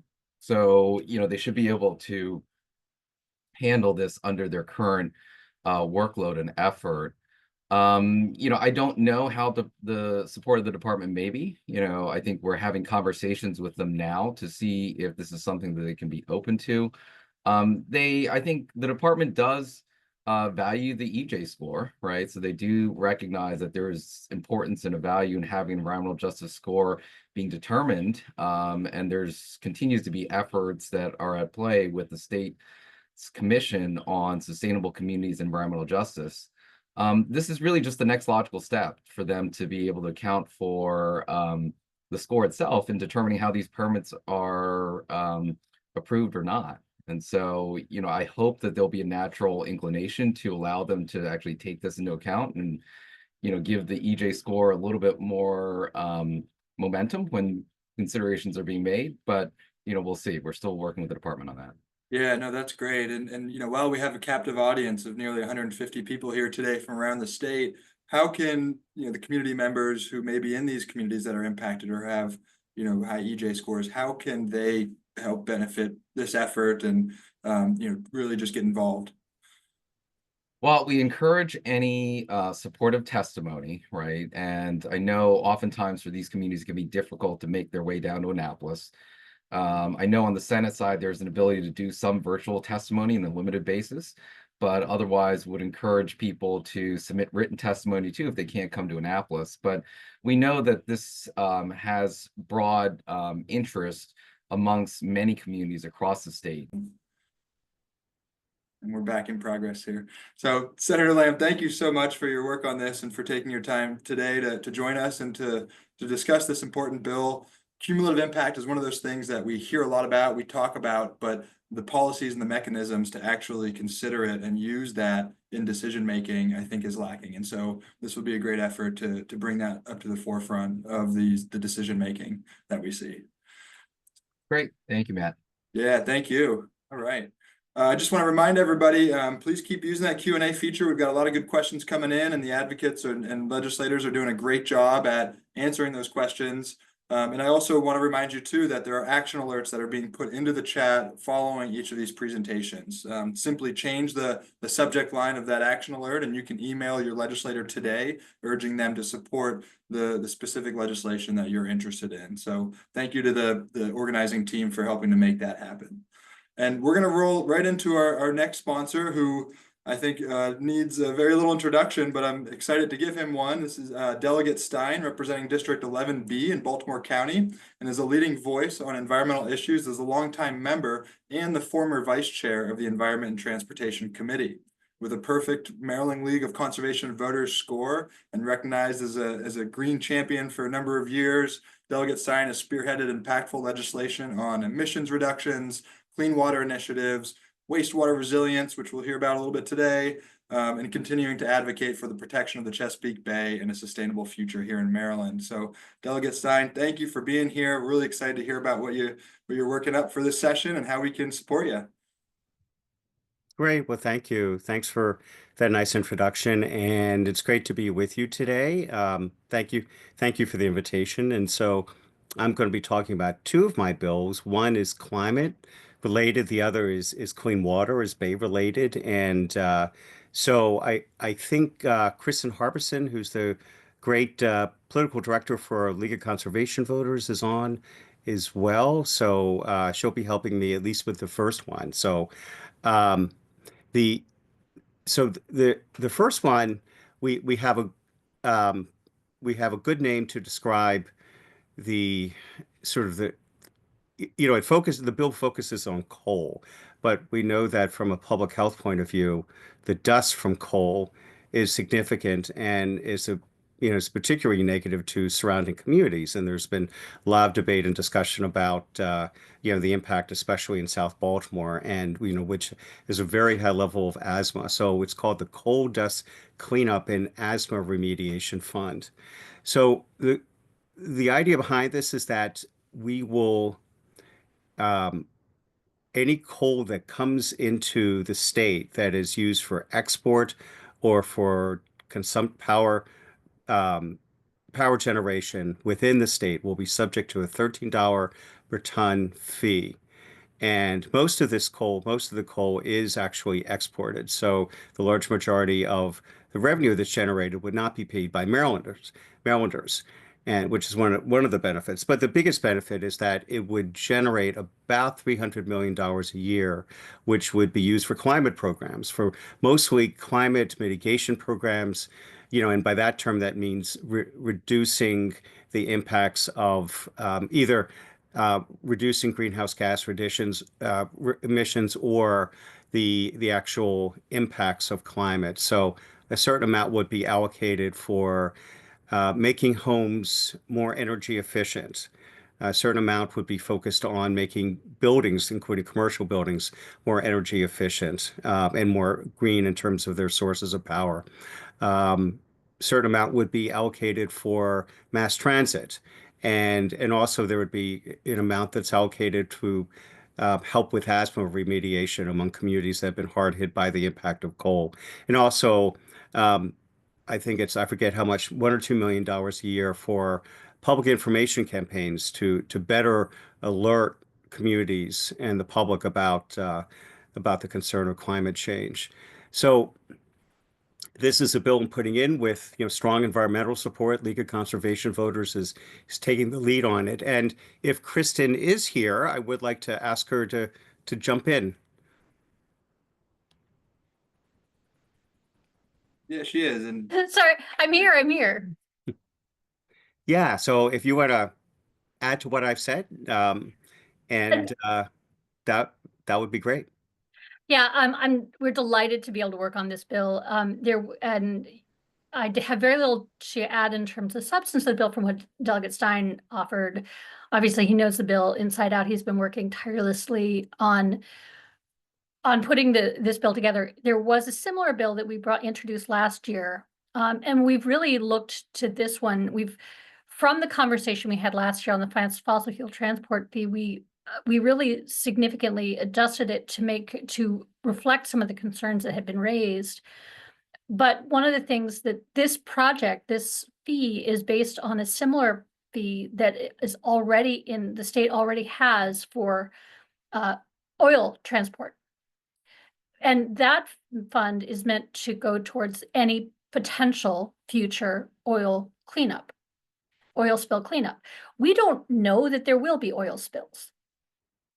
We do know that there will be pollution from coal. And so this both is similar to a program that already exists, but also more immediate, because we know that the coal pollution is there and is impacting all the communities along those coal routes. I love the fact that we're talking about this bill immediately following the Cherish Act, which is also takes the similar idea of looking at really addressing the concerns of the communities most impacted by pollution. And this also, of course, looks to provide additional funding for climate, and as a way to bring more money into the state, which has been talked about many, many times already. The budget is a significant challenge this year and in years to come. So that's all I got to say. But we're delighted to have anybody help us on this one this year. My contact information is on the slide. But yeah, that's all I got. Thank you. Yeah, and one other point I want to mention that that is a key point in this, and that both myself and LCV and other advocates feel is very important, is that we do say that 40%, we apply a Justice 40 lens to the allocation of funds that are generated. So 40% of the revenue being spent would be to address climate impacts in underserved or overburdened communities. I mean, the allocation of funds for asthma treatment to affected communities is just one part of that. Great. Well, do you want to move to your next bill now? Sure. And the next bill deals with septics, which are officially known as on-site wastewater systems, and have Annie Richards with Shore Rivers on as one of the lead advocates for the bill, and I appreciate also her putting together the PowerPoint for it. So, septics in general, septics are a growing source of the pollution problem when we look at the Bay. Septic installation statewide has been growing, and septics are a particular problem when they are located in homes or other buildings that are close to the Bay, because their impact is magnified. And the Caesar report, which I imagine has probably already been mentioned at least a few times between yesterday and today, which was the comprehensive report looking at what's been working with our Bay pollution remediation programs and what maybe has not been so effective. It has said that meeting the Bay's pollution reduction goals depends on reducing non-point sources of pollution, including septic systems. And it also does say that it also recommends that programs focus on pollution into shallow waters as opposed to deep waters. That pollution into shallow waters is what causes it has a disproportionate impact. And so that's where the pollution from septics goes into, is to the shallow waters. And so the idea behind this bill is that those areas that are called CRAB, which stands for Climate Ready Action Boundary Maps. That there would be limits on ability to install and requirements with respect to upgrading of existing systems. Now, basically, CRAB stems from a bill we passed a few years ago, which says, it applies to buildings that are built within flood-prone areas. You know, there's a FEMA standard and this graphic that Annie put together shows it very well. You see that there is a FEMA-based flood elevation, the acronym for which is BFE. And then we passed a bill a few years ago saying that for construction of new buildings that are at least partially state funded, they have to be built to anticipate 3 feet of storm surge on top of that FEMA-based flood elevation. And that's where you see on the left the CS-CRAB elevation, the FEMA-based flood elevation, and 3 feet. And the idea behind that is that we know that, you know, as storms get more intense with sea level rise as well, that storm surge, that the FEMA maps really don't accurately predict what areas are vulnerable to flooding in storms of the present and of the future. So this bill would say that any building that's located within an elevation level that's covered by CRAB, you cannot put a new septic system in there with certain limited exceptions. And then also, if there's an existing septic system that needs to be upgraded, you should use what's called BAT, best available technology, for the upgrading of the septic system. And again, the whole idea is to try to reduce the amount of pollution that goes into waterways, coastal areas that you know, have a direct impact on the bay. And there are a couple other points about it. For example, drain field funding must be included for low-income households requiring septic replacement in this CRAB area. And Annie, if there's anything that I missed that you want to add, please do. Thank you so much, Delegate Stein. Thank you for working on this bill. Once again, I'm Annie Richards from Shore Rivers. And yes, as Delegate Stein mentioned, you know, this bill is aiming at addressing that non-point source pollution. So whether it's on farm fields and septic systems, urban stormwater, that non-point source is the biggest threat for us to accelerate improvement for overall bay restoration. And when we have septic systems located not just in the critical area, which doesn't take into account elevation, right? The critical area is that 1,000-foot buffer landward of tidal waterways, which does require specific installation methods for septic systems and the use of BAT.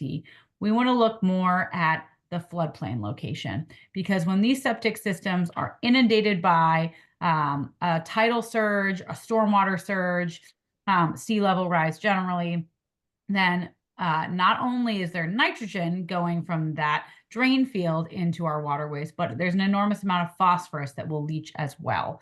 And that's interestingly something that the CESA report has pointed out, is that our models, when we think about the response gap that the Chesapeake Bay has experienced, models do not allocate any phosphorus loading to septic systems.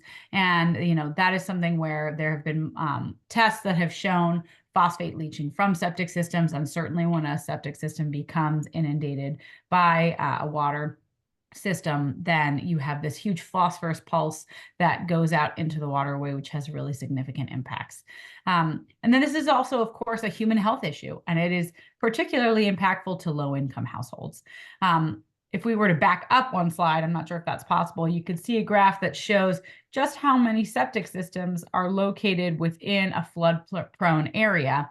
And you would also be able to see that, thank you so much, you can see that there's a social vulnerability index graph along the bottom of that infographic. And you can see that there are so many areas, particularly on the Eastern Shore, but across Maryland, where you have areas where there's a lot of septic systems cited, which are those little white dots, and in counties and areas of counties with a high social vulnerability index. And so that would be, families who are struggling financially and have access to limited resources. And so we want to make sure that one, when we're citing new septic systems, we aren't, we're trying our hardest to fix problems that have happened based on zoning and siting and things that happened, decades ago sometimes.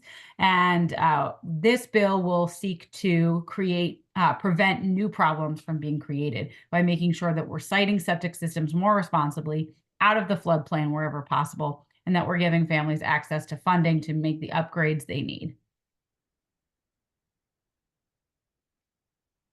That's great. Well, thank you both for the overview of those. We do have a question coming in for you, Delegate, about the first bill that you brought up, the coal ash dust.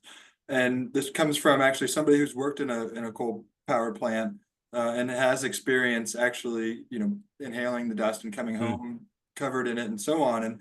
And their remark was that they would love to see any collected funds go towards air monitoring in the affected communities. Is there any thought put towards that from, how to take those funds and make them most useful? Yeah, I mean, that's a good point. I mean, we hadn't thought about that as a, possible use of some of the money that's been collected, but if whoever has that idea could email me and be happy to look into it further. That's great, thank you. And then jumping on the septic issue, CRAB isn't necessarily codified, right, in law, the boundary. And so how will we move forward and getting that recognized as sort of the boundary that needs to be looked at for this? Because as you pointed out, it really is the best predictive line that we have for how our landscape is going to be impacted by sea level rise and land subsidence. And so, what's the mechanism that gets CRAB incorporated in there? Annie, and I'll take a first stab at that, and then feel free to jump in. Well, the thought is that we would, through this legislation, we would refer to the coast.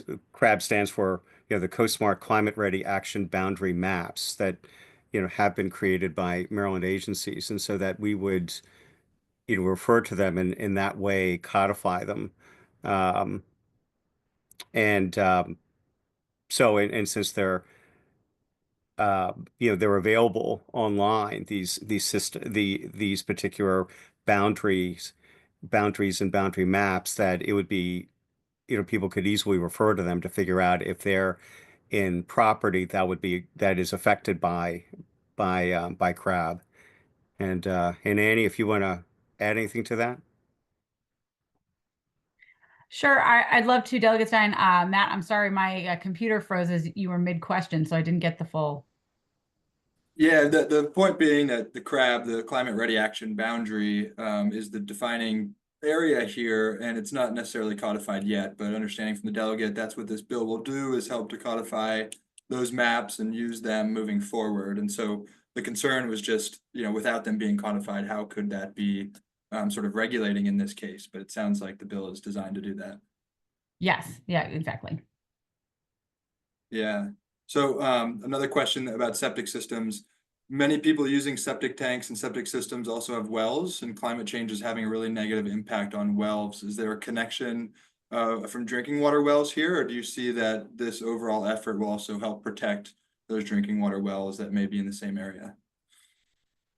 Annie, I will defer to you on that one. Absolutely. Yeah. Happy to take it. So this is a really great question. And just as studies that were highlighted in the CESAR report show that, in fact, we do sometimes have phosphate leaching into wells, depending on the dynamic of where your well is placed in relation to your septic system. That is one of the main concerns when a septic system is inundated in a storm surge event. Not only is it, of course, an environmental hazard in that it sends out this phosphorus and nitrogen pulse, we're also contending with E. coli and enterococci and different bacterias.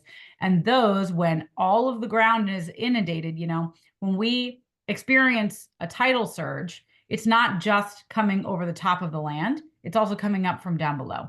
And so in that situation, you are creating an unwanted connectivity between your groundwater and your drain field and your leach field. And so this siting septic systems in more appropriate areas out of floodplain, accounting for that 3 feet of elevation in that tidal surge, will end up protecting our well sources far better than our current zoning regulations for where we can site a septic system.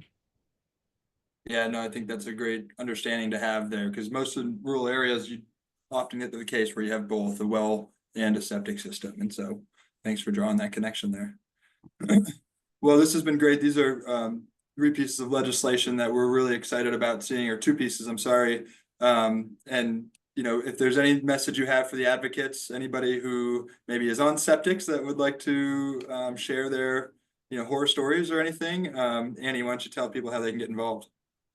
Absolutely. So, you know, you can reach out to myself, Annie Richards, arichards@shorerivers.org. We also have Clean Water Action, you know, working hard to pass this bill this session. You can reach out to Emily Ranson, as well as Arundel Rivers Federation with Ellie Bassett, your West Road and South River keeper.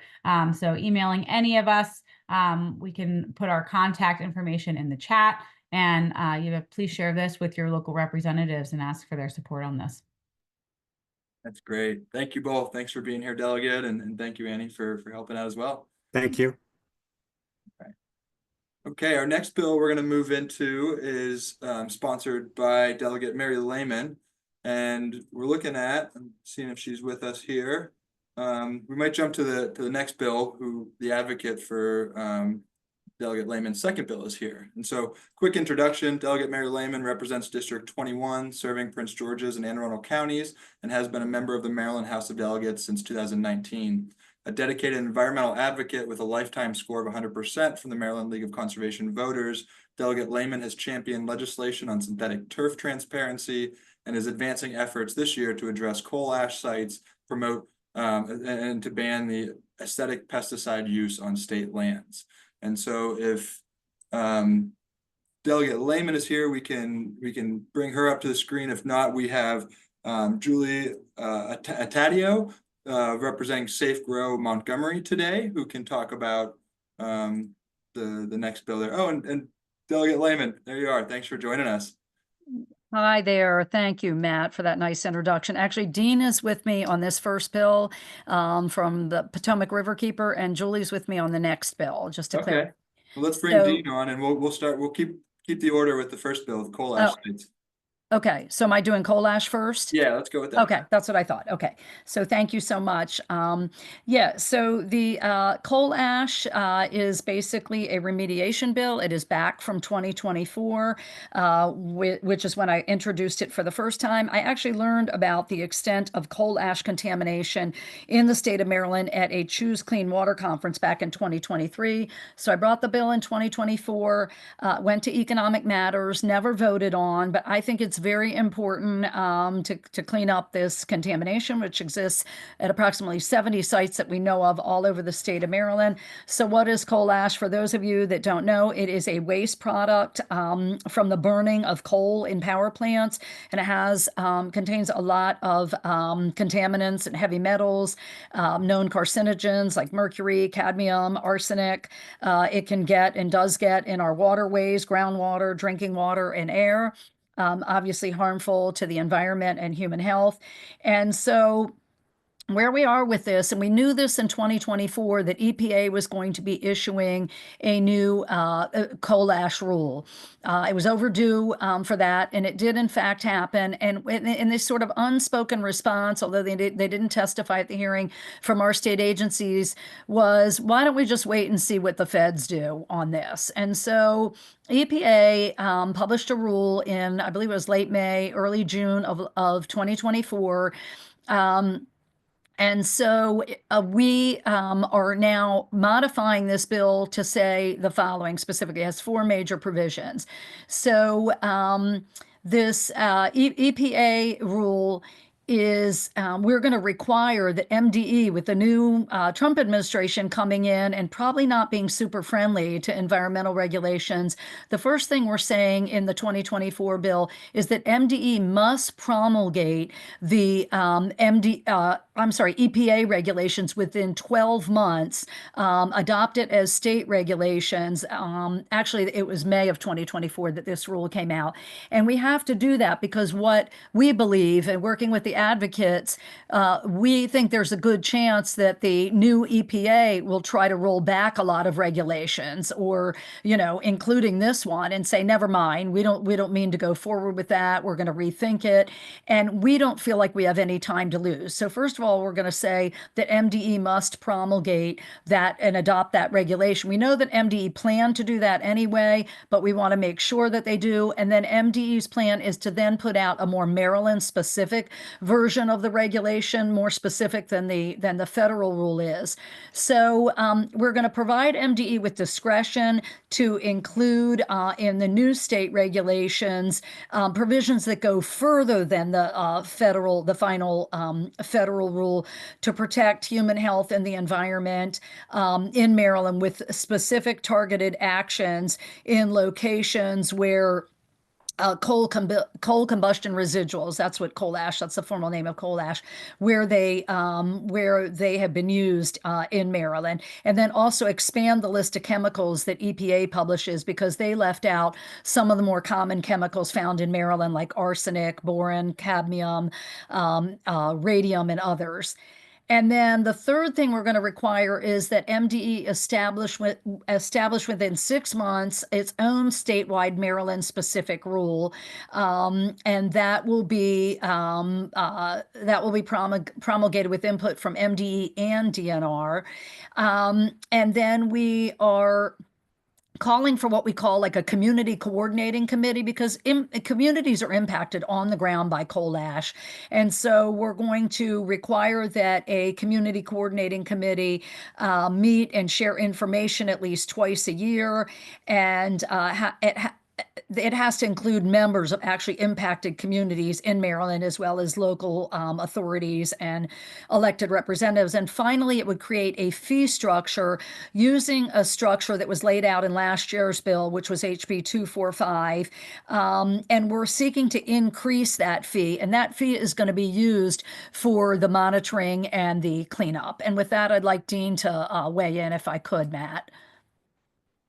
Yeah, please, Dean, take it over. Yeah, just briefly, great job, Delegate Lehman. I think it's worth noting that in 2023, EPA elevated coal ash as its top priority enforcement priority, because so many states were doing such a bad job of regulating and cleaning up toxic coal ash sites. And you don't have to look any farther than Maryland. We got 3 GenOn coal ash landfills. They're all leaking. They're in communities of color, causing contamination, causing problems, leaking in the groundwater. This is documented. This is fact. In 2024, EPA amended its 2015 rules because, again, states were doing such a poor job of cleaning up these toxic coal ash sites. And in 2017, the Trump administration came in with these and basically stayed effluent limits for all coal-fired power plants around the country, right? So we know that that's probably going to happen with these coal ash rules. This is really, really important that we put these rules in place and take control, because we're basically going to be losing our EPA once the Trump administration comes in. And so I just think having the state take care of this and adopt these new rules, which should be going nationwide. Maryland's just taking a really important step to protect communities, clean up our waterways, and deal with the issue of coal ash. Yeah, that's great. And nobody knows how to kick coal ash more than Dean over here. And so thanks for bringing this and elevating this issue really to the level of getting support from the legislature to really make some change on that. How can people get involved if they're affected, especially? How can people get involved who live around these coal ash sites? Yeah, what I'm looking to have more of this year, Matt, thank you for the question, is more folks from those impacted communities, people living on the ground in these communities where well water has been contaminated, where groundwater and surface water has been contaminated or potentially contaminated. The challenge with this that we found last year when we contacted a number of communities is that people weren't able to speak, because in some cases there were settlements and and those agreements where people got paid because their water was contaminated are not allowed to speak. So we are definitely looking for folks in those areas that can speak firsthand about what it's like to live with this contamination. Perfect. Well, Yeah, they can contact my office or the Potomac River Keeper, a number of other groups, but certainly my office to start. And just one more thing, which is that the bill is cross-filed by Senator Mike Jackson from Prince George's County. And in southern Prince George's, there's a significant amount of contamination in the Brandywine area. Consider one of the worst coal ash landfills in the country. Yeah, well, thank you again for raising this and elevating the issue. The email addresses for the delegate and for Dean there are in the on the screen there. Please, if you're involved, if you're in these communities or if you want to get involved in this effort, go ahead and shoot them an email and get on their list so that they can have your support during the testimonies. So thank you. We'll move on to your next bill, delegate. Sure. Okay. So the next bill is a first for me. I had been looking to address pesticide use really since I got on the Environment and Transportation Committee. It's become a pretty hot button issue for a number of reasons. And I have my sidekick here, Julie Tadeo. I'm glad to have her with me. She's been at this a long time as an activist. And so essentially what this bill is going to do is it is going to prohibit the use of pesticides for cosmetic or aesthetic purposes on state-owned and managed property. And what do I mean by aesthetic, or the previous term more often used was cosmetic? So think about things like, harmless, weeds that some people think are just unsightly. Think of like dandelions or clover, and people that, especially when you think of dandelions, right? They're bright yellow against a backdrop of dark green grass, and people just don't like looking at that. Some people don't like looking at that. So what this bill would do is say you cannot use pesticides, in this case on state-owned property, just to make it look nice, or just because you don't like how a dandelion looks. The example that Julie used for me is, think of these beautiful wide rights of way or median areas along state roads where we have flowers, wild flowers, and there might be some dandelions mixed in. There is no reason to use a pesticide on property like that, nor is there reason, and I argued strongly to the state agencies I talked to use pesticides for cosmetic purposes in parks, along trails, especially in areas where people have direct contact, and children in particular, when you think of recreation or play areas. Now, this is modeled after a law that's been in effect for about 6 years in Montgomery County that Julie will speak to, because she actually spearheaded the original law in the city of Tacoma Park. And she can talk about how it sort of withstood the test, including a legal challenge at the county level. But that's basically what the bill will do. It does exempt the restriction for farmland and for golf courses. And that is also, the case in Montgomery. Although I will say outright that I do believe that eventually those limitations on farmland and golf courses should be revisited, since we are constantly learning new things about pesticides and the impact on human health and the environment. And there are always new products out there. So I do think that needs to be looked at again. But out of the gate, we are going to say it doesn't apply to farmland and golf courses. One last point about state agencies. Generally, their response to the discussions we've had about this bill is we don't think it will be a problem, but we want to actually see the legislation itself before you give you a formal response. I do not have the draft back yet, but again, since it's modeled after an existing law in Montgomery, it shouldn't be too difficult. The one question that Julie and I discussed that DGS asked is, what would you say that state agencies should do about any surplus inventory? If we already have pesticides that we plan to use for just aesthetic purposes, what do you want us to do with them? Should we use them? Should we discard them? And I was really candid and said, I don't have an answer to that. I'm going to have to consult some experts. So I think with that covers this legislation. And Julie, do you want to jump in? Sure, thank you. And thank you, Delegate Lehman, for proposing this. All of you who are working at in Annapolis, you probably already know that the State House rests on pesticide-free grass. So you're already a model for the state. So I started championing this type of legislation back in like 2011 in Tacoma Park, and for a variety of reasons. As a cancer survivor with a young child at the time, in going throughout the county and seeing those yellow signs everywhere that warned that pesticides had been applied. And then we have to understand that pesticides don't stay where they're put. They drift, they run off into our waterways. And so the Tacoma Park bill, you know, we're a small town, but there was still some pushback from different agencies because it is a law that applies to private property. But again, your lawn isn't separated by these barriers that are going to keep the pesticides out of the air, out of the waterways through runoff with our creeks that other residents were really concerned about protecting. The law passed and it got a lot of national attention as a model for other communities. And it was a council member, George Leventhal at the time, who approached us. And at that time, we had just founded Safe Grow Montgomery. And some of the people who have been speaking today actually all signed on to this law and were co-sponsors of it, like Clean Water Action, Sierra Club Maryland, and Sierra Club Montgomery County. We had health organizations, we had local businesses, we had thousands of residents, people who came out to speak at meetings, who signed petitions, wrote letters. There were boxes of letters being, at the county in their files, all in support of this law, because attitudes have changed in recent years about the perfect lawn. Now, this would be a different law because it does not apply to private property. And it's always important to remind people that it's not a ban.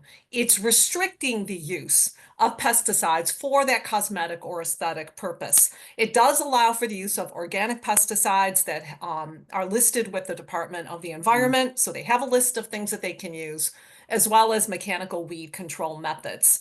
The county law was challenged in court. It survived those challenges, again, heralded as a model to the nation. And other communities have tried to pass similar legislation.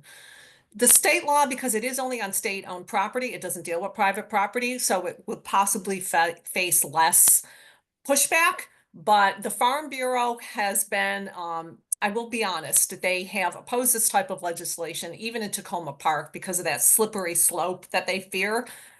The county council, just like Tacoma Park, has never pursued it beyond what the law set out to do. It will never do that. It hasn't touched golf courses. If anyone else wants to spearhead that type of legislation, that's fine, but it really seems kind of like a losing battle anyway. The Montgomery County Parks Department, they didn't convert all of their parks to pesticide-free, but they converted like 10% of them. And children's playgrounds do not use pesticides. So there are ways to do this, cost-effective ways. And it does involve an educational component, and that's where the state can really promote what it's doing. I think there's a sign at the State House about the pesticide-free lawns. There is, So it's an easy way to really reach out to the public to see the beauty when you forego pesticides that can impact children, their pets, pollinators, the air that they breathe, and the waterways. That's great. Thank you for that explanation and the details on this. A lot of excitement, and there's actually support from a landscaping or foodscaping company in the Q&A there that I want to make sure you take note of. It seems like you have a supporter there, potentially someone to help advocate there. So again, I want to thank you, Delegate Lehman, for championing these efforts, and thank you, Julie, for furthering up with more information on them. If folks want to get involved in these bills, you see the email addresses for both the delegate and the advocates down there. Go ahead and shoot them an email and get on their mailing list, and also follow up with the Action Network alert or the action alert that'll be put in the chat by our organizers there. So thank you both. Thank you. Great event. Thanks a lot. Thank you. All right.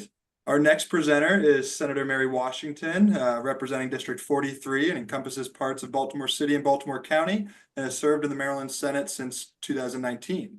As a passionate advocate for environmental justice and community equity, Senator Washington has a perfect lifetime score of 100% at the Maryland League of Conservation Voters, and is championing key legislation this year on watershed protections, just communities, and the phase out of gas-powered leaf blowers. Senator Washington, thank you for being here, and I understand we have two advocates here, Jorge, as well as Maria, I believe, helping present with you. And so I'm going to turn it over to you, Senator, to introduce the first bill.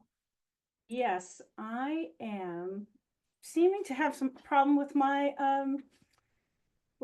video. I apologize. Well, we could still hear you, so Okay, great. why don't you work through that? Okay. Yeah, that's okay. You can go ahead and talk. Alrighty, wonderful. It's just wonderful to be here. Good afternoon, everyone. I'm Senator Mary Washington, and I represent the 43rd Legislative District, and it is an honor to be here with such passionate and committed environmental advocates. You may know that I am chair of the Education, Energy, and Environment Committee, and I am chair of the Education Subcommittee. However, as was stated before, I am, of course, very committed to the environment and very excited that these three issues have come together in the last 2 years in this committee.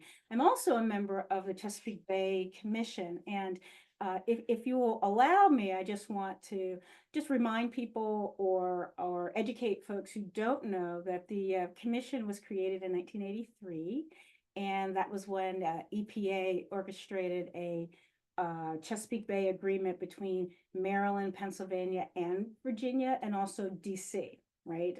Because we know these issues, climate issues, Bay issues, all these, are regional. And so then and now, the catalyst for the coordination of this leadership was to coordinate legislative and policy action to restore the Bay. Now, the agreement has been revised over the years, and the current agreement is scheduled to expire soon. And so what the commission is currently in the process of is refreshing the agreement, right, with the restoration of the Bay, but also really making sure that our Bay initiatives, I'm speaking as a Maryland legislator, and also a member of this interstate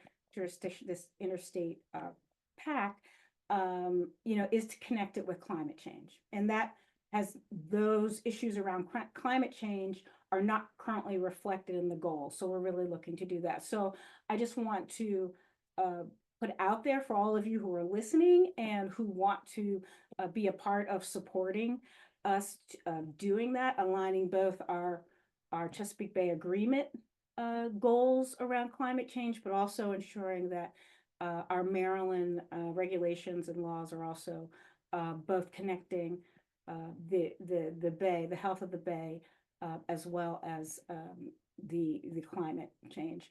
So that environmental justice is central to my work. And so the policy initiatives that I want to share with you and hopefully get support, again, saying that larger issue of the Bay and connecting, our historic initiatives that may be possibly siloed, getting them into the larger framework, or at least accounting for climate change when it comes to, goals that may have been set in 2000, 2010. So the first bill, I pre-filed a bill to define watersheds and their tributaries and headwaters. Again, this is to recognize the Chesapeake Bay isn't just the Bay, but everything that flows into it. And making sure that both our code, that we're codifying some of the practices that we have from a regulatory perspective, but just defining that there are watersheds and then there are tributaries and headwaters. Specifically, the bill is looking at the region that I live in, which is looking at the Glens Falls, Jones Falls, and Carroll Creek, and the Herring Run, and looking at interjurisdictional flood hazards. Would like to ensure that as we're thinking about climate impacts the climate, that we are looking at flooding. And of course we know why it's important. The second one is looking at the Just Communities, the existing Just Communities legislation that was passed last year. And expanding, I'm proposing expansion of the criteria that would include, in addition to a history of housing and social and economic injustices, that we ensure that we count environmental degradation in our definition of just communities. And again, this is in this context of everyone's going to be looking and asking questions about how are we going to fund our initiatives and how are we going to fund our efforts to restore and mitigate and protect the environment that we use all the programs and opportunities that we have. And I think the designation around just communities, having it more clearly be clarified to incorporate historic environmental degradation is important. Additionally, I will be the Senate sponsor of the Clean Air Quiet Communities Act, and AKA the gas powered leaf blowers. I don't really think I need to explain much about that. I think everyone knows very much about this, but this is specifically ceasing the sale of leaf blowers, but also in light that we understand that we have businesses and individuals or businesses that have made capital investments, prior to what I hope will be the passage of this bill. And so we'll have to allow for contractors and workers on state properties and possibly other contexts to have a transition to electric leaf blowing. It also, so you know why it's important. Third, and perhaps I should have said this second, but this is working with Food and Water Watch and their I believe it's the Sierra Club Legal Defense Fund to ensure that federal and state dollars are equitably allocated to improve water quality throughout Maryland. Historically, Baltimore City, Baltimore County, and Prince George's County have not received many or much of these funds, despite the needs. And so additionally, the way we think about or have historically thought about what makes good water quality has not accommodated or has not made space yet for what we know are the impacts of climate change and also of historical degradation. And so it will be expanding eligible uses. We know there's no additional money, but it will expand additional uses to include, wastewater systems, stormwater management, and then also just some additional areas.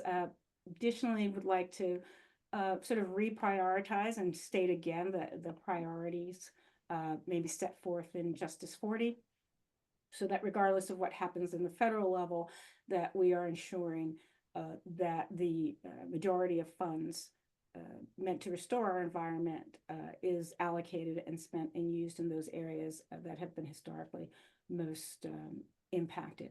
So I have I have other bills and other things that I'm working on.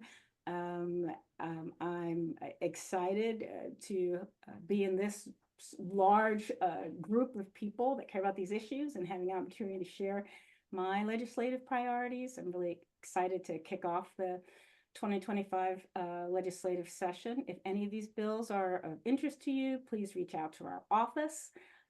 And if there are things that you are currently doing or bills that you know about that are aligned in this way, perhaps we can do some work, some advocacy together. So thank you all very much, and I look forward to any questions or comments. Yeah, thank you, Senator Washington. There's a great list of bills you have there. And actually, we have one of your advocates, Jorge, here with us, who would like to say a few words about the watershed bill, if you wouldn't mind. Sure. Hello, everyone. Yeah, again, this is Jorge Aguilar with Food and Water Watch, and we are really proud to be working with Senator Washington on supporting this bill that guarantees equity and funding for clean water programs in the state of Maryland. I think Senator Washington already described it. I want to point out this actually is a result of a NAACP Legal Defense Fund analysis of how Maryland is currently awarding federal funding via this Clean Water State Revolving Fund. so yeah, the NAACP Legal Defense Fund found that really it's not working well for minority people of color communities. Right now, the State Revolving Fund is one of the few ways in which local municipalities have access to capital to fund major infrastructure programs. And after reviewing their data, the Legal Defense Fund found that Black Maryland residents are disproportionately less likely to receive these federal funds. In fact, they found that white jurisdictions got a whole lot more total of this federal funding per capita. In some instances, Baltimore gets zero amount of money from federal funds. And so, yeah, that's why we're proud to work with Senator Washington on creating a new point to score these applications for this funding, whereby giving extra points to a municipality that may be serving underserved community. Right now, it's Maryland Department of the Environment, which defines an underserved community as a census tract where at least 25% of residents qualify as low income, or 50% of residents identify as non-white, or at least 15% of the residents have limited English proficiency. So there would be sort of a new caveat in the way MDE scores which municipality is going to get this federal funding. So it wouldn't be only this, but it would be a score that would also let MDE review which municipality gets funding. So thank you again, Senator Washington, and thank you everyone again for hearing about this important bill. And I'm going to share a link if you want to hear more or join in advocacy for this particular bill. Great, thank you. Thank you, Jorge, for following up with those details. And Yeah. Senator Washington. I would also want to add that I think the things we have to think about is contemplate is that this is a loan program. So, communities most highly impacted are often also those that don't have the resources they need to match. And so the notion of, essentially it's a loan and something you have to pay back. And so it's not a grant program. So we do have to really think about this fund, this particular fund. But I do believe, Jorge, that there are other perhaps funds, and we do know that we should look at that distribution. But in particular, this loan fund, has that feature that it's a loan, and that can explain some small percent of the disproportionality. Yeah, thanks for explaining that. A question I have that sort of looks at two of the bills you mentioned. And so the Just Communities Act, Yeah. I understand that you're trying to have a backwards look at environmental degradation of those communities, not just a current look at the environmental issues that they're facing. But does being a just community, being designated as a just community, does that give you priority access to the Water Quality Revolving Loan Fund?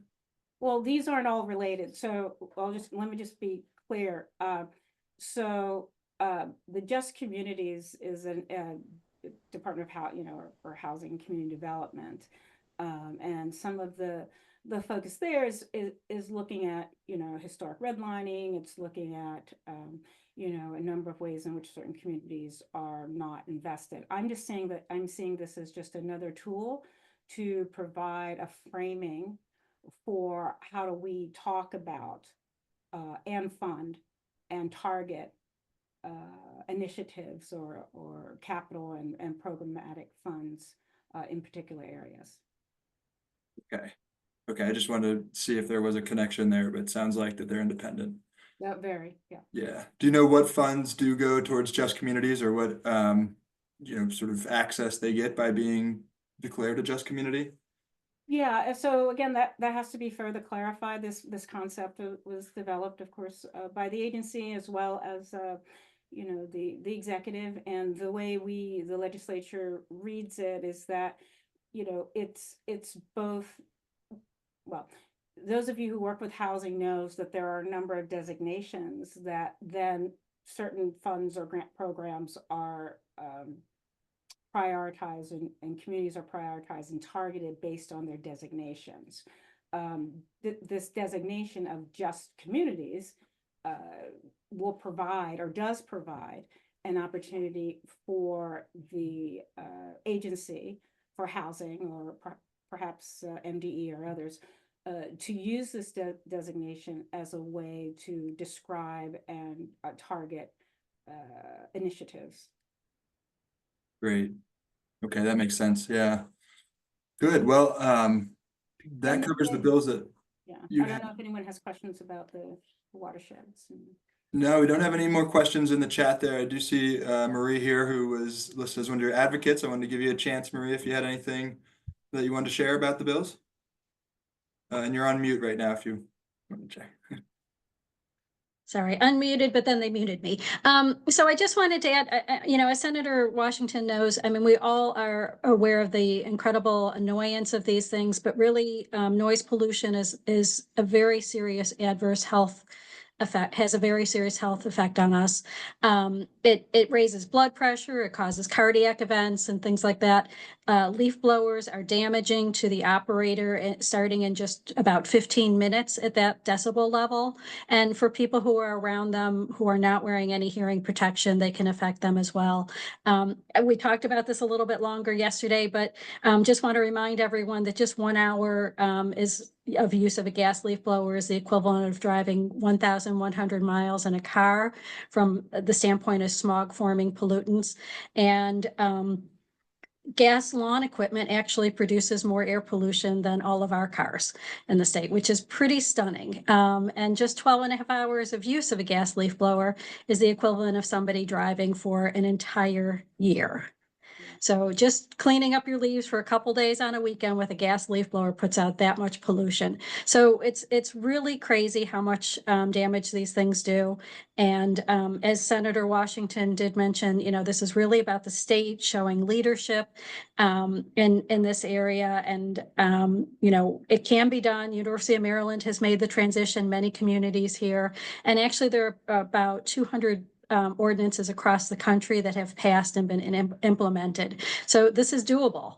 And these devices are actually very powerful and very affordable. So there's no reason not to start switching over. Yeah. Yeah, exactly. And actually a question came in, you mentioned the statistic about 1 hour using a gas leaf blower equal to about 1,000 miles, 1,100 miles of driving. What pollutant is being compared there? What's being measured? You said smog inducing? So the literature basically says smog forming pollutants, but it's primarily PM 2.5, which is a very nefarious fine particulate matter that it goes into your lungs, and then it's so fine it can then go into your vascular system. What people don't realize is that it affects everything, including your immune system. People who live in areas with higher PM 2.5 actually had a higher morbidity and mortality rate from COVID. So I can't imagine for somebody who's using one of those devices on their backpack and breathing that in just inches from, you know, their mouth, you know, the exposure that they are getting. It's really unconscionable to have people using those things. Yeah, it's actually quite you know, a public health issue, right? And workers advocacy as well. So really honored to do this. I just wanted to just make one connection, if I may. Then I'm done. And go to the delegate. But I know you heard from Secretary Kurtz, and I believe there was a discussion about the, you know, what I guess we're anticipating a bill in the Chesapeake Bay. And so I just wanted to make sure that we all had context around, you know, the existing agreements, that we're looking to you know, build forward on this, and then just very clearly making the connection between climate change, the environment, and water, not just water quality, but the water flow, you know, impacts of flooding, as well as pollution. So thank you all. We look forward to working with you in the upcoming session. Yeah, thank you, Senator. I think that's a great connection there and brings it kind of back home to what we're really looking at in a lot of these cases, which is the Chesapeake Bay and in our natural environment. So I really appreciate that. Okay, we're going to move on to our next speaker, who is Delegate Guyton. And Gary, if you want to go ahead and we want to do a quick thank you of our sponsors for today's program. If you jump back a slide, the organizing partners, Shore Rivers Climate Justice Wing of the Maryland Legislative Coalition, the Sierra Club, and new this year is the Mizrahi Family Charitable Fund, and really helped out with some of the advertising and the marketing around today's program. And so thank you all and all the partners who have worked to pull off the 6th year of this great summit. And so next up, I'm going to introduce Delegate Guyton, who isn't with us at the moment, but we do have our advocates here. But just for folks in attendance here, Delegate Michelle Guyton represents District 42B in Baltimore County and has served in the Maryland House of Delegates since 2019. As a member of Education, Energy, and the Environment Committee, she is dedicated to advocating for environmental protection and sustainable policies, earning herself a 100% score from the Maryland League of Conservation Voters for her impactful work, including expanding the Maryland Commission on Climate Change and banning harmful playground and surfacing materials. And I see Delegate joining us, looks like remotely, maybe in the car. Really appreciate you taking the time to be with us here. We've got your advocates, and so if anything happens, you can always turn it over to them with any technicalities, but we've got you set up for, it looks like 4 bills, maybe? Yeah. Thank you so much. I am so sorry. I obviously just jumped on hopefully at the right time and you didn't wait too long. It's been one of those days. So I'm still in the car, but I'm pulled over. I'm safe. And I'm thrilled to talk with you all. So yes, I'm so thrilled. I just want to go back and say I couldn't be happier. I'm over the moon about the passage of the No More Toxic Playgrounds bill last year. This was a bill that you are all aware of. I think I spoke about it last year in this forum, that bans PFAS and lead from playground surfaces where, as we all know, children are crawling around, they're putting it in their mouth, the little crumbled pieces, and I don't have to tell you all how dangerous those substances are to all of us, to the environment, but especially in that case to developing brains. So I went in strong with that bill, and there was a lot of support for it. I have to thank the Free State PTA. There were a lot of people, Dana Conway, a whole bunch of folks who really helped with that piece of legislation. And sorry, I just saw what I'm supposed to be talking about, but I'll make it quick. But the was told initially, this is too big to get through in 1 year. There's going to be a lot of opposition. It's going to be tough. And I just cannot thank my colleagues on the Environment Committee enough for recognizing the importance of this and being willing to do something that's pretty big. It's not enough. And I've heard from the advocates it's not enough. And I agree with them. But it is a terrific first step and is already having significant impact on how playgrounds are being built today, right now. So I just want to say that because I know your support made a big difference with that one as well. So you probably are hearing a lot about the Maryland Piedmont Reliability Project today. And I'm not sure who else has already spoken about this or who will. So I won't talk a whole lot about it other than to say that it's a big issue, particularly in North Baltimore County. I only represent a tiny piece of what would be, probably won't be affected by this plan, but what could be affected in the future. And I think one of the big issues here, the big concerns that I and others have is that this is one project that's being proposed to connect electricity, through our state, both to contribute to our consumption, which is far too high, and we are reliant on importing that energy from other places, but also to service other areas. So this is a big project. It's super controversial, but it probably should be more controversial than it is because I believe it is only the tip of the iceberg. Right?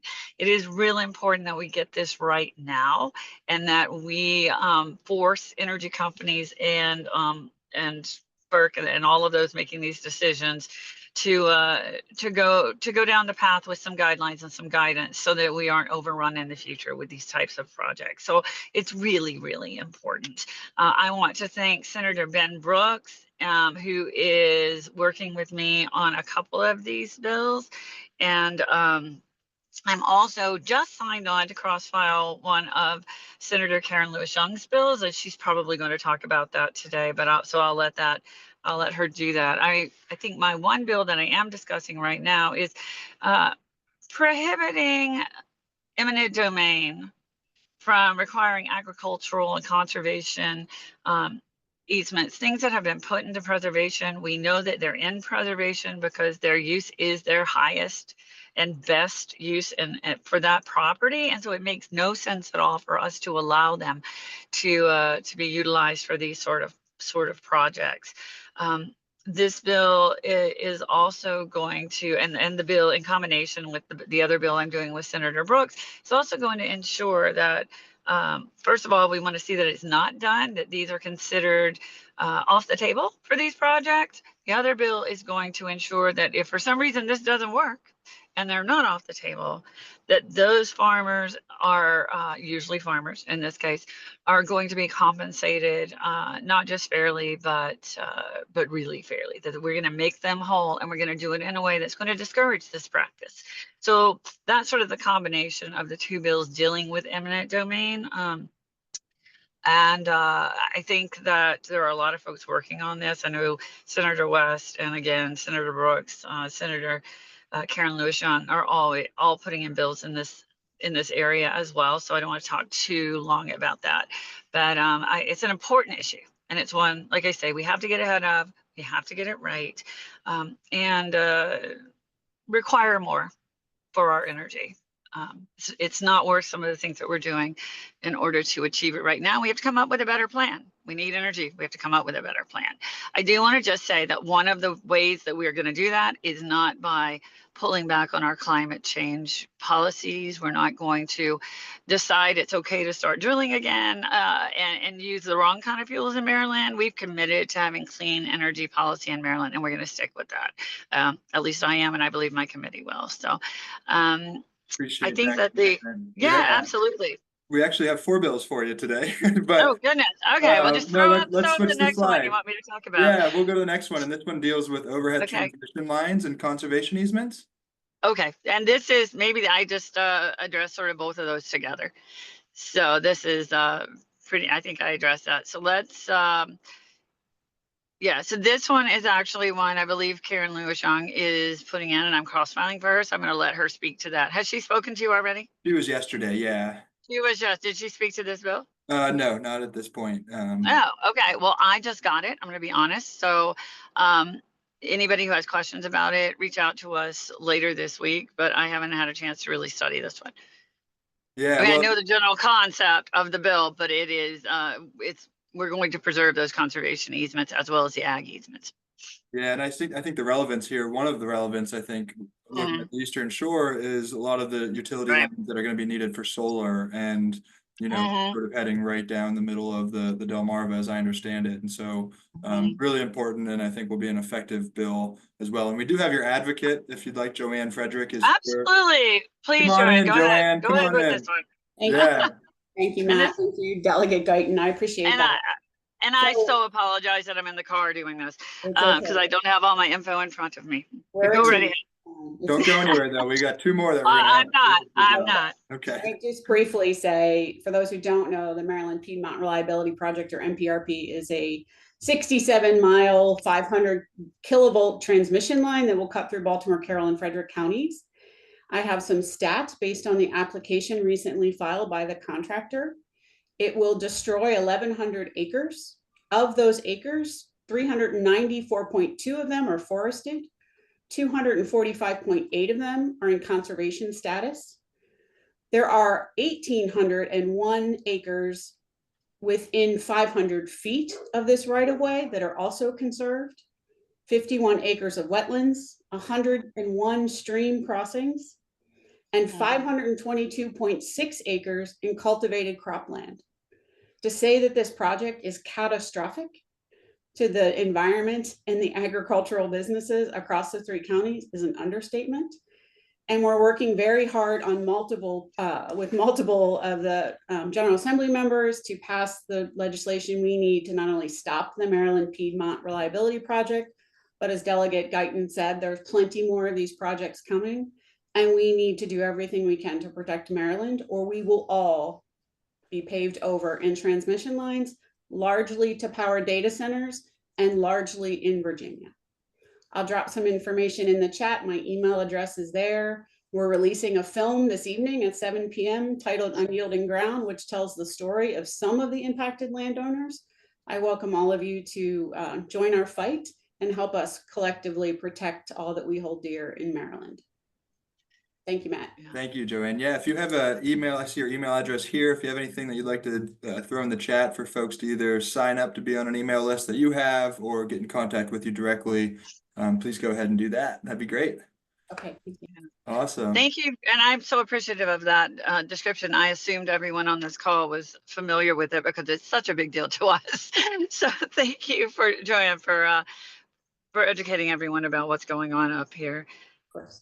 Yeah, that's great. So Delegate, the next bill we have touches home personally for me, but it's about bike lanes and bicycle paths and protecting Absolutely. cyclists and our vehicle drivers as well, because there's issues across the board when we have sort of that cross transit happening unwillingly. So yeah, if you want to talk on this bill, please. Absolutely. So and there have been efforts to do this in different ways in the past, but I think we're just trying to be very direct about that there will be penalties, that it is not okay for people to stop in bike lanes, to cut across them, to put bikers in jeopardy. In so much of Maryland, we've made this commitment to make our communities, and I have, to make our communities more walkable, more pedestrian friendly, more bike friendly. And then on top of that, we have our climate goals, which we're going to have to look at alternative forms of transportation, and biking is actually a very reasonable one for us to count on for a lot of folks who can do that. So it's not safe, and I know that personally. I have 3 boys and a husband who used to ride a lot and used to ride on the lanes and the streets, and it just got too dangerous for them. They had too many very dangerous instances. So my husband, actually, who's ridden hundreds and hundreds of miles across the country, won't ride in our area. So this bill is going to hopefully both educate the public more about what the requirements are and put stronger penalties into place for breaking that. And I think it's an important bill because bikes are not respected the way that they should be. Yeah, no, I think that's a great point to make. And, as we want to see more cyclists in the state, right? As more people commuting Absolutely outside of vehicles, I think this is a really good bill to help protect that and ensure that moving forward.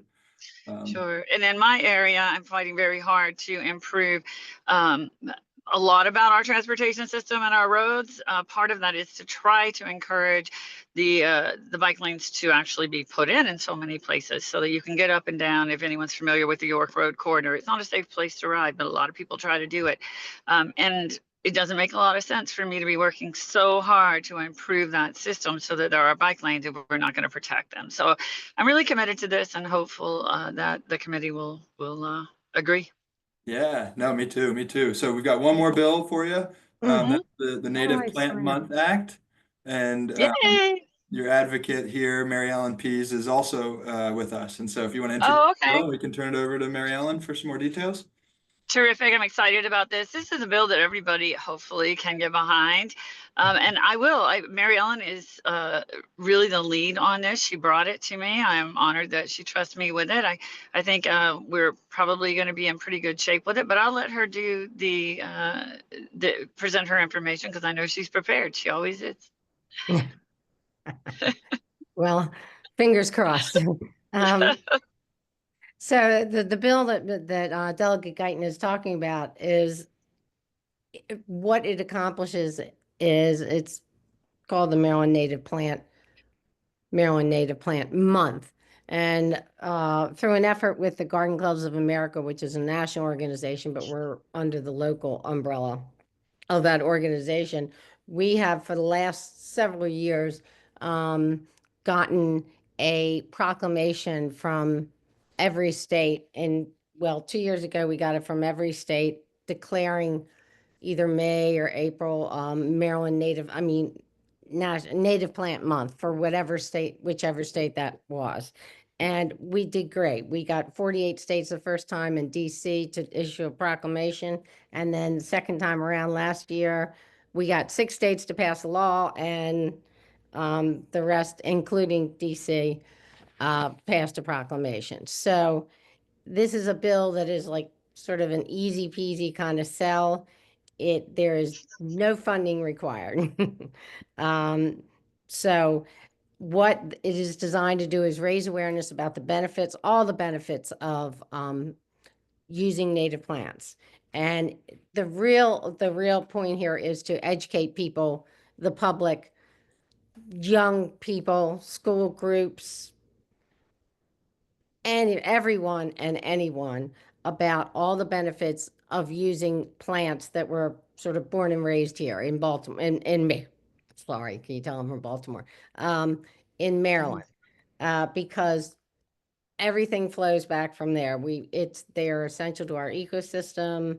I'm sure I'm speaking to the choir here, but they use less pesticides, as we were just talking about. They help clean our air. They capture carbon. They stabilize our soil so that with these long, incredible roots that turf grass just doesn't have, it traps the water coming in, and it keeps it from going in, the sediment and a lot of that stuff from going into our bay and polluting the fish, or which ends up actually back into humans because we eat the fish. So it's one big ecosystem, and we're just trying to raise awareness about the ecosystem, how it works, and why it's so important to Maryland if we want to continue to have the species that we were, I'm sorry, if we are to continue to have the species that were raised and born here with us and that depend on all of our plants for, sustenance, etc. That's pretty much it. And I would love to have, so it's kind of just a raise awareness. So we're going to do it. There were proclamations issued in 23 and 24 by Governor Moore, declaring Native Plant Month. And now we're sort of trying to convert it into a law, which will essentially make it a proclamation in perpetuity. We won't have to do this every year. It'll just be in the code. Yeah, it's a beautiful bill, and I'm thrilled to be bringing it. There are a lot of reasons. We don't have to convince. Maryland has given a lot of great reasons, but you all know how important it is that we support native species. So this will help us do that, and certainly that's worth our while. And again, as you said, no fiscal note. And we chose May because that's a beautiful planting month, and also Mother's Day. So I love that too. Yeah, there was a lot of background from some of the growers that some of the nurseries that it's a little hard to really promote the use of native plants in April because they tend to bloom a little bit later. So we thought it would be better to make it May, and then we have a lot of movement, ways to go. Yeah. No, I think that's great. We are native plant lovers here at Shore Rivers. We have our River Friendly Yards program, which promotes native plant use all over the residential landscape. And I do want to point out a comment that was brought in the Q&A was, and something you may want to highlight, is that there's also an economic incentive for the nurseries who grow these native plants, right? And so when we're in this, we're talking about the budget and the economy, this is one where we're also helping to support our local nurseries. Just a question that I have out of my own curiosity, and maybe Mary Ellen, this is for you, but what are you seeing in terms of climate change and species migration? How our natives in Maryland are changing? Are we seeing new species showing up here? Are we seeing current species fade out? We are seeing many current species fade out. Even as things that are close to being categorized, or it may have just happened, are like the monarch butterflies that we all know and love and like to land on our coneflowers and all on, but it's essential to have the type of plants that were born and raised here for these, because these have been coming for thousands of years and they've been migrating and they depend on the food that's here for that's what they eat. And they need to have more of it because it's rapidly disappearing with all the development and the lack of tree cover and all the issues that you all have talked about the last 2 days. So this would go a long way, I think, in terms of being able to educate the public, raise awareness, and all of that creates demand. So I'll give you one quick example. I put a garden in my front yard last year. It really went crazy. And I had some of the moms that walked by my house on the street, they said they're kids. They're like 15-year-old boys kind of age, would stop and say, "Mom, look, this is so cool." And it would be, you know, a bird, one of the chickadees, or swinging on the one of the tall native plants. And they just, we really need to educate the younger people and get them to own it and involve, because they're the ones that are going to have to live in this world, because we won't be here. Well, if you figured out a way to engage 15-year-old boys, I think you've unlocked some really powerful, moves there. So I sort of was proud of that. Yeah. yeah, start with that next time for sure. No, I think it's great. I'll say personally, one of the things I'm excited about with native plants and sort of the migration of species is on the Choptank, we're seeing a lot of ash trees die off from the emerald ash burrow, as well as rising sea levels. But what we're seeing more suitable environment for is bald cypress trees. And, you know, if you've ever had a chance to go to the Pocomoke River where we have a lot of bald cypress, you know, I think it's really an economic driver, a tourism attraction, and really a natural, you know, kind of ancient, prehistoric sighting there. And so I know we're kind of jokingly but seriously planting bald cypress everywhere we can, because we think that boundary is kind of moving north as climate change continues. And so hopefully we'll see some more bald cypress trees. But yes, I like that. And Quiet Waters Park right there in Annapolis, near Annapolis, has a big grove and they're spectacular. Yeah. That's so good. Well, Delegate Guyton, thank you. Thank you so much. Yeah, thank you. Is there any, And I just very- wasn't sure how to put my contact information in. I don't see a place to put it. If anyone is willing to help support or promote this with us, we would really appreciate your help. Or you can just reach out to my office so we can keep all that together. But we absolutely would love letters and support. Yeah, and both email thank you. are right there on the slide. So please Super. take advantage of that. Everyone. Great. On the slide, my email or whatever contact information is there. Or Yep. is it? Yeah. Okay. I can't see it, but I'll take your word for it. Jack.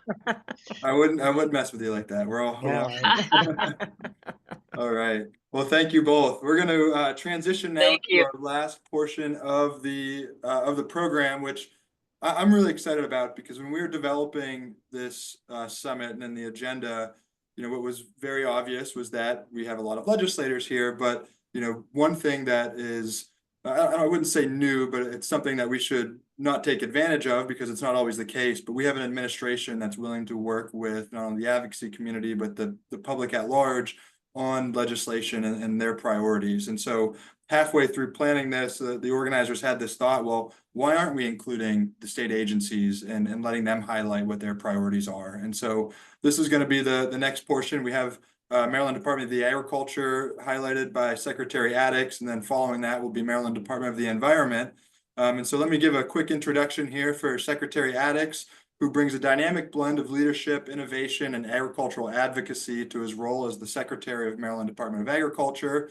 Sworn in 2023, this will be your third Maryland legislative session as Secretary. And a lot of good things have been brought up and worked through over those first 2 years, and hopefully we'll see some more in this third year. As founder and former CEO of the Grow and Fortify, he spearheaded efforts to spotlight and expand Maryland's value-added agricultural industry, from wineries and creameries to agritourism and to equine ventures. With decades of experiencing fostering growth in agriculture, tourism, and sustainability, Secretary Addicks is dedicated to empowering Maryland's farmers and producers while driving innovation across the sector. And a fun fact that I don't think many of you know, but I was able to learn in talking to Secretary Addicks a while ago, something him and I both have in common here is that up until our current jobs, which Choptank Riverkeeper, Secretary, Maryland Department of Agriculture, our second most favorite jobs before that was both lifeguarding. And so if there's any question about, you know, Secretary Addicks' commitment, enjoyment to the open water, to our rivers and our waterways, he spent a lot of time safeguarding those and our communities from swimming there. So Secretary, thanks for joining us today, and really happy to have you talking about which Secretary Kurtz introduced very briefly was the Chesapeake Bay Legacy Act, and he left this component specifically for you to cover. So thanks for being here. Yeah, I appreciate it. And I don't have my lifeguard whistle with me, but please let me know when it's time to wrap up. So very excited about this new program. And before I jump into it, if I could just jump back and give kudos to Delegate Guyton, the work that she's doing to highlight the challenge that we currently have with the power line project, the ability that we have to highlight native plants, and just the whole idea of eminent domain and keeping agriculture. You know, we're big fans of that and huge advocates. So kudos to her work and to the advocates' work. The program that we're launching into, we think is pretty innovative. We think that this is going to be a game changer, something that will move our industry further, faster when it comes to conservation, when it comes to environmental protection and engagement. And this is the concept behind it. The concept is we've got all of these different programs and priorities right now where we're focusing on water quality, soil health, conservation, resiliency within our food system, engagement with the community, agriculture education, the fact that most Marylanders are disconnected from agriculture. They don't have a family or relative or friend who is farming, and so they may not actually know about farming and agriculture. So we're trying to pull all this together into a new program that will incentivize farmers to do even more than they're currently doing. And our farmers are national leaders. Unequivocally, ask any farmer in any other state who's aware of conservation practices, they point to Maryland as being the ones that are ahead. So all of these things on the left, I'm not going to read it, but we've got a lot of things that we're thinking about as an industry, and we can jump to the next slide. We're introducing a program called Leaders in Environmentally Engaged Farming, and the acronym is LEAF. And the concept is to create a consistent way for the diversity of operations around the state to engage in our programs and our practices to improve the practices to benefit the environment and the community. So we're thinking not just about the environment in terms of the water, the air, you know, the land, the bay, et cetera. We're thinking about our neighbors. We're thinking about the community. We're thinking about growing food for them. We're thinking about agriculture as the solution to many of the problems that we face in the environmental conservation and food system just areas. So we already have a series of practices that we ask farmers to engage in. Most of them are voluntary, some are required. But we're going to add to that. And we're in so doing, we're going to add to it. We're going to score them. We're going to rate them, rank them, and encourage farmers to dive in. We can jump to the next slide. The concept is like the LEED building code standards. If you're familiar with the LEED green building code standards, this is the farm version of it, where you don't need to build a green building, but in Maryland, we'd like you to. On the farm side, we'd like you to be extremely, extremely environmentally conscious. Our farmers already are, but we want to go the next level. So we've got conservation practices, we've got community practices set up through this LEAF program. We will value and prioritize those practices so that it's not one size fits all. There may be a base practice, but we may value that practice differently depending upon where it is that it will be deployed. In other words, a conservation buffer along a stream. It's important everywhere, but it may be more important on the Eastern Shore. And in fact, a larger buffer may be more important in some areas. And so we will be able to throttle and pull the levers by giving greater value to some of these practices in certain areas. Farmers will implement it. They'll implement these practices. They will stack them. The idea here is almost to gamify conservation so that you do more of these practices and you get more points, which is great. We can jump to the next slide. We obviously have to then verify these practices. So we will, our team will go out and verify. We'll rely on some community partners as well to help us to promote these practices. But then we will certify that the farmer has engaged in these practices, tally up their total of points, and they'll land in a tier, hopefully, where they'll either be just baseline certified, which will be no small feat. But then if they go for silver or gold or platinum, and the names may change, we're still doing focus groups on that, the tier names. But we're hoping that, your neighbor gets silver, you're going to want to go for gold. But we'll also have incentives on the back end to encourage farmers to do better. It could be that the higher your leaf score, the better your rate on a farm loan might be. The higher your leaf score, maybe the higher priority you are for getting your land preserved. So there could be lots of different incentives as we go through this. But let me just talk briefly about the practices. So yes, it could be buffers. Yes, it could be dealing with different types of soil amendments. Yes, it could be just measuring the quality of your soil. It could be whether or not you're using renewable energy on your farm, all the way to being energy neutral, right? Where you're generating everything that you need.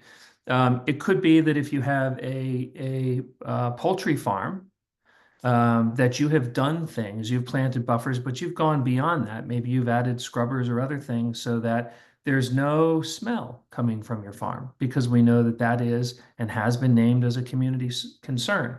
It could be that you as a farmer are mentoring a new farmer. It could be that you are mentoring a new farmer, but also allowing them to lease part of your land. All of those things we think that you should get credit for. We also think that we don't know all the answers. And so there will be a heavy emphasis on research. So if you are engaging with an NGO, and we've got great ones, Shore Rivers and CBF and Chesapeake Conservancy, et cetera, et cetera, et cetera. You've got these organizations. If you as a farmer partner with them and involve a third-party researcher from any one of our institutions, and we've got some great research institutions here in Maryland, you're going to get credit for that. Whereas right now, there's no way to credit those types of behaviors. This program will create a structure so that if you're engaging in these things, you will be rewarded for these things.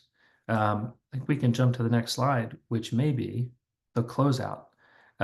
So thank you for the opportunity. We're very excited that this program is part of the governor's Bay Legacy package, and we're doing lots of focus groups. If you have an interest in weighing in on this while we're in the development stage, please reach out to me. It's just kevin.addix@maryland.gov, or anyone on my team that you can find their email on our website, and we'll loop you in and get your feedback. Yeah, that's great, Secretary. Thank you for bringing this innovative thinking into sort of the farming industry. As you said, it takes a lot of the principles from LEAD that a lot of people are familiar with because it's been around for a while. And I think it only makes sense that, we're looking at our other industries on how we can bring in those same principles. We do have a few questions that I want to shoot over to you. One of them is dealing with the LEAF program and equitability for younger or newer farmers that are capital poor to be able to finance some of the improvements to acquire more points.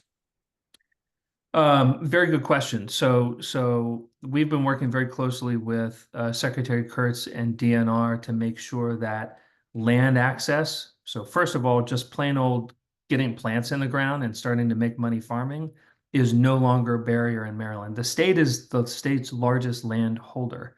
And so DNR has been working on a great new program to adjust how they lease so that they can lease on a multi-year basis for a farmer who wants to grow food. We have so many new and young farmers who are interested in farming but do not have access to land. On the leaf side, we're hoping that we can incentivize existing farmers who have private land to make some of their land available through leases, et cetera. In terms of then getting financing, there are some great programs out there. I'd encourage new farmers to take a look at Marbitco and also Horizon Farm Credit.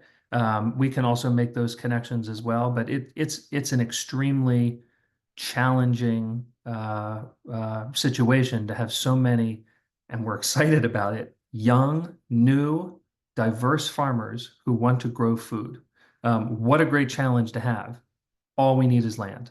And so the state has land, our farmers have land, and we're trying to find ways to incentivize the sharing of that land to start. And then we've got examples in the state of farmers who lease their way into then buying farms. A great example out in Frederick County that we can point to. Yeah, no, I like that. And one of the speakers earlier talked about that dynamic of leasers and landowners. And here in the Eastern Shore, that's a really popular model. And so we've got a lot of farmland that's rented per se. And, you know, there are ideas talked about different incentives there. You mentioned something earlier that I want to go back to, and that was, I think you were getting to a little bit about targeting, which is, you know, paying more for putting a practice in a place that's going to get more results or produce more results. Correct. Talk about why that's important. Well, it's important because just like all farms aren't built the same and all businesses aren't built the same, all land and their conditions are not built the same. So if you look at just how soil works, there's certain soil that's more sensitive, more porous, and then of course the crops will depend, or I should say the nutrient applications will depend a lot on what crops are grown. And so those are the variables that we can look at and adjust. And when you're talking about, you know, the best example is buffers, riparian buffers, you know, on the Eastern Shore versus in, let's say, the Piedmont area.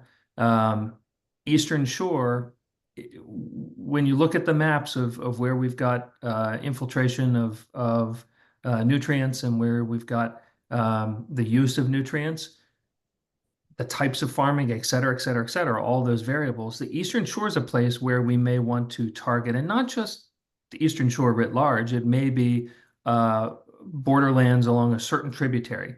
And we've got the Whole Watershed Act, which is a great program that is targeting certain watersheds. That will be kind of an institutional targeting, like the whole body of government in Maryland will target certain areas, 5 areas under that Whole Watershed Act. When it comes to leaf, we'll be able to go down to the farm level and look at all of the different practices. And the way we envision it is you'll meet with one of our advisors. If you're a farm, you'll meet with one of our advisors, and we'll look at your property as a whole, much like we're doing now. But there are only certain things that we're paying for now, and they're not necessarily getting you credit over and above, you know, some payments that you might get, and you might get payments once to do it. The idea with LEAF is that if you keep those practices up, you're going to get a score every year. That's going to be incorporated into your score, and then those benefits and some of those incentives, it might be money, but it's probably going to be other things as well that come in to build your LEAF score or to give you credit for that LEAF score. So. Yeah, no, that's a great way to look at it, and to have that system, that scoring system, you know, drives that competition, I think, or drives that interest, which is great.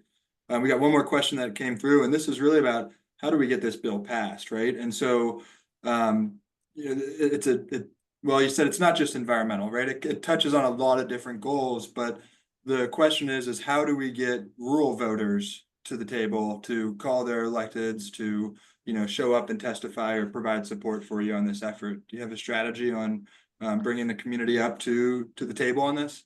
Well, our hope and our goal, I'm not going to speak for our industry associations, but our hope and our goal will be that they support this component, if not the larger Bay bill, and push help push it forward. We will obviously be helping to push it forward, seeing as though it's our priority and one of the governor's top priorities as well.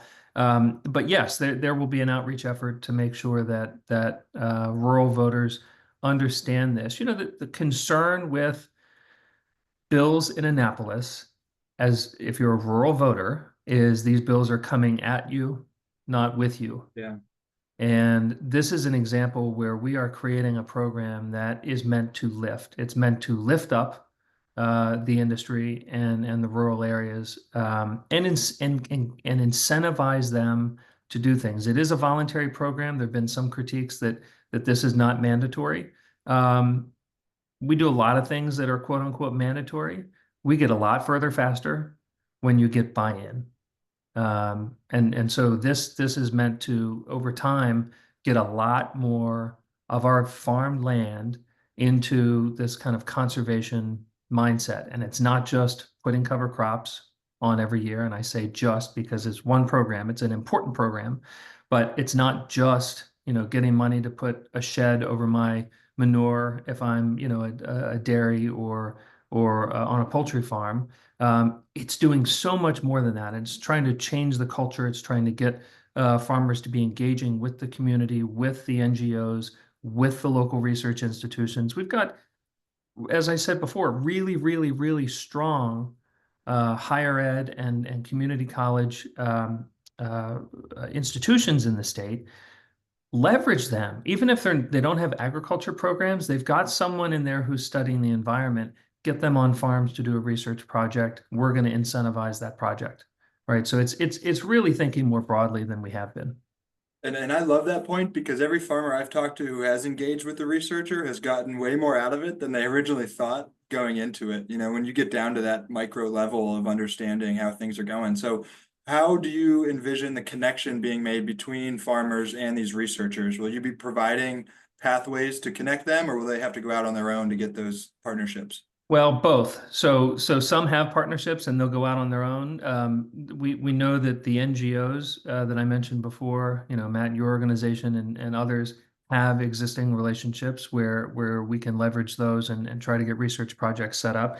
But we're also, our team and myself and senior leadership are speaking in university forums and to faculty and to students on a regular basis. And you know, this could be something where you know, as an educator myself, you know, still teaching some university courses, I could envision that it becomes part of a couple of these institutions' curricula where there is a course, and as part of that course, the students, under the supervision of the faculty, have to go do research on farms. And we're tackling whether it's a course on nitrogen, go out there and focus on that, or a course on, you know, water runoff or erosion, or, you know, whatever it might be, water quality, et cetera, that we could institutionalize it. So I'm very excited about that. Yeah, applied research, applied science, you know, I think that's great. And, you know, we've talked about here on the shore, Chesapeake College and some of other state institutions, you know, really building up that infrastructure to help our younger generations kind of get prepared and move into that, but also the current generations as well. So a lot of excitement around this bill. I think, you know, you've really exemplified your leadership and your ability to bring innovative ideas forward and to help, you know, help to lift the agricultural industry. And like you said, you know, there's many competing goals out there, but to make agricultural the solution is something I've heard you say many of times, and I really admire, you know, that approach. And so I want to say thanks just on my own personal behalf, but also for the attendees here and the organizers here for taking time today to talk to us and for bringing such innovative legislation forward. More to come, and thanks for the invite. Yeah, thank you, Secretary. Awesome. All right, we're going to move over to our last presentation of the day and our second, third state agency that we're going to have highlight their legislative priorities today. And speaking on behalf of Maryland Department of the Environment is Jeremy Baker, who serves as the Director of Government Relations for the department. I think maybe 4 days into the job, maybe 5. I can't remember, but I was waiting almost till the 11th hour to see who would be speaking. And so, Jeremy, I'm glad I was connected with you, and congratulations on your role as Director of Government Relations there. We look forward to hearing what you have to say and help and support your efforts this session. Great. Thank you so much, Matt. Yes, I've been on the job just since Christmas. Some of you probably know I was at MDE during last session. I was at DLS for a long time before that. And then, prior to DLS, bounced around many of the environmental organizations that you all, partner with and are a part of. So, LCV, CBF, Maryland Environmental Law Clinic. And so I've been around the community for a while. To formally introduce myself, I am Jeremy D. Baker, not Jeremy Baker, the Chief Legislative Officer, but Jeremy D. Baker with MDE, the Director of Government Relations here. I just wanted to say up front, Secretary McElwain apologizes that she could not be here today. She really wanted to be, but obviously had a prior commitment. So I'm happy to join you. I wanted to start by thanking you all for inviting the department to participate in the summit. I think, Matt, you covered that earlier. I think, what a change that is to include, Secretary Kurtz, Secretary Addix, and MDE. So thank you for doing that. It's great to have your engagement and partnership on the important environmental issues that we all have a responsibility for and a duty to address. And I just wanted to say my colleagues and I in the department are always available to you, and we look forward to working with you this session and in the years to come. So I just have the one slide today. Again, being pretty new to the job, which just provides a brief overview of the 2025 package we have. We have 3 departmental bills, which are the top 3 there. And then we have 2 private sponsor bills that we're working with as well. I know we're kind of running up on the end of the day here. And so I want to spend most of my time on our omnibus fee bill, which is a reintroduction of House Bill 245 from last year. Sorry, Matt, can you hear me? You froze for a second. Oh yeah, we got you. Yep. Okay, thank you. Yeah. Again, because it's our largest bill and our top priority, I'm going to spend the majority of my time walking through the 10 changes to our programs that are in this omnibus bill. That sounds good. And so first, we put this bill together with 4 guiding principles in mind: environmental and programmatic sustainability, budgetary and fiscal sustainability, the responsible party should pay, and the economic growth / leave no one behind. And so with those 4 guiding principles in mind, we took a close look at our fees and where we're kind of falling short and where we need to do better. Everyone knows the budget challenges that we have this year. And so this bill should have a net economic positive impact of about $12 million. It will generate around $8 million in revenue for the department and will give back about $4 million to the general fund. And so we are excited, to be able to kind of, do our part to help the budget situation we find ourselves in. This bill touches all of our policy administrations. So you all know them. They're air, land, and water. I'm going to start with water and just kind of give a brief overview of each of those 10 components. So first, we have the well and septic permit application fee. This enables the department to charge an application fee for well or on-site sewage disposal systems. You guys know them as septic systems. Permit applications when MDE is directly running the program for a local jurisdiction. So we delegate that authority to either local health departments or in some cases county governments, and they charge a fee to process these permits. In the event that we take back the delegation or a delegation is given back to us, we need the same ability to charge that fee. And so that component of the bill will just give us that ability. The next one we have is for erosion and sediment control, the Responsible Personnel Training Program certification. As many of you know, if you disturb more than 5,000 square feet or 100 cubic yards of earth, you're required to have a certified responsible person involved on the project. Right now, we give this training program for free. It was originally established using federal funds and offered free of charge. Most adjoining states, such as Delaware, charge a fee for this training. And so it would authorize MDE to also charge a fee for this training, and that money will go into the Clean Water Fund to continue the good work that we're doing with those funds. The next one is the wetlands and waterways application fees. This would allow MDE to adjust wetlands and waterways application fees based on the annual consumer price index, and it authorizes the department to adjust the fees in the future based on CPI. It's important to know that we must issue a public notice of these adjusted fees 90 days prior to them taking effect. And the reason that we need this fee increase is because it's not been adjusted since 2012. Additionally, we're seeing a big increase in the permits that we're having to get through. And so in 2008, we processed around 1,800, and right now we're averaging around 2,600. So a significant increase without the corresponding increase to our program. Moving on to the private dam repair fund and loan program. This requires MDE to charge a fee for the issuance of a dam safety permit, which is an existing permit required for the construction, repair, or removal or modification of a dam. We're going to set the fee in regulation, and it's going to correspond to the cost of the project and the cost of us administering the permit. We also are creating a new application fee, a registration fee, also in regulation.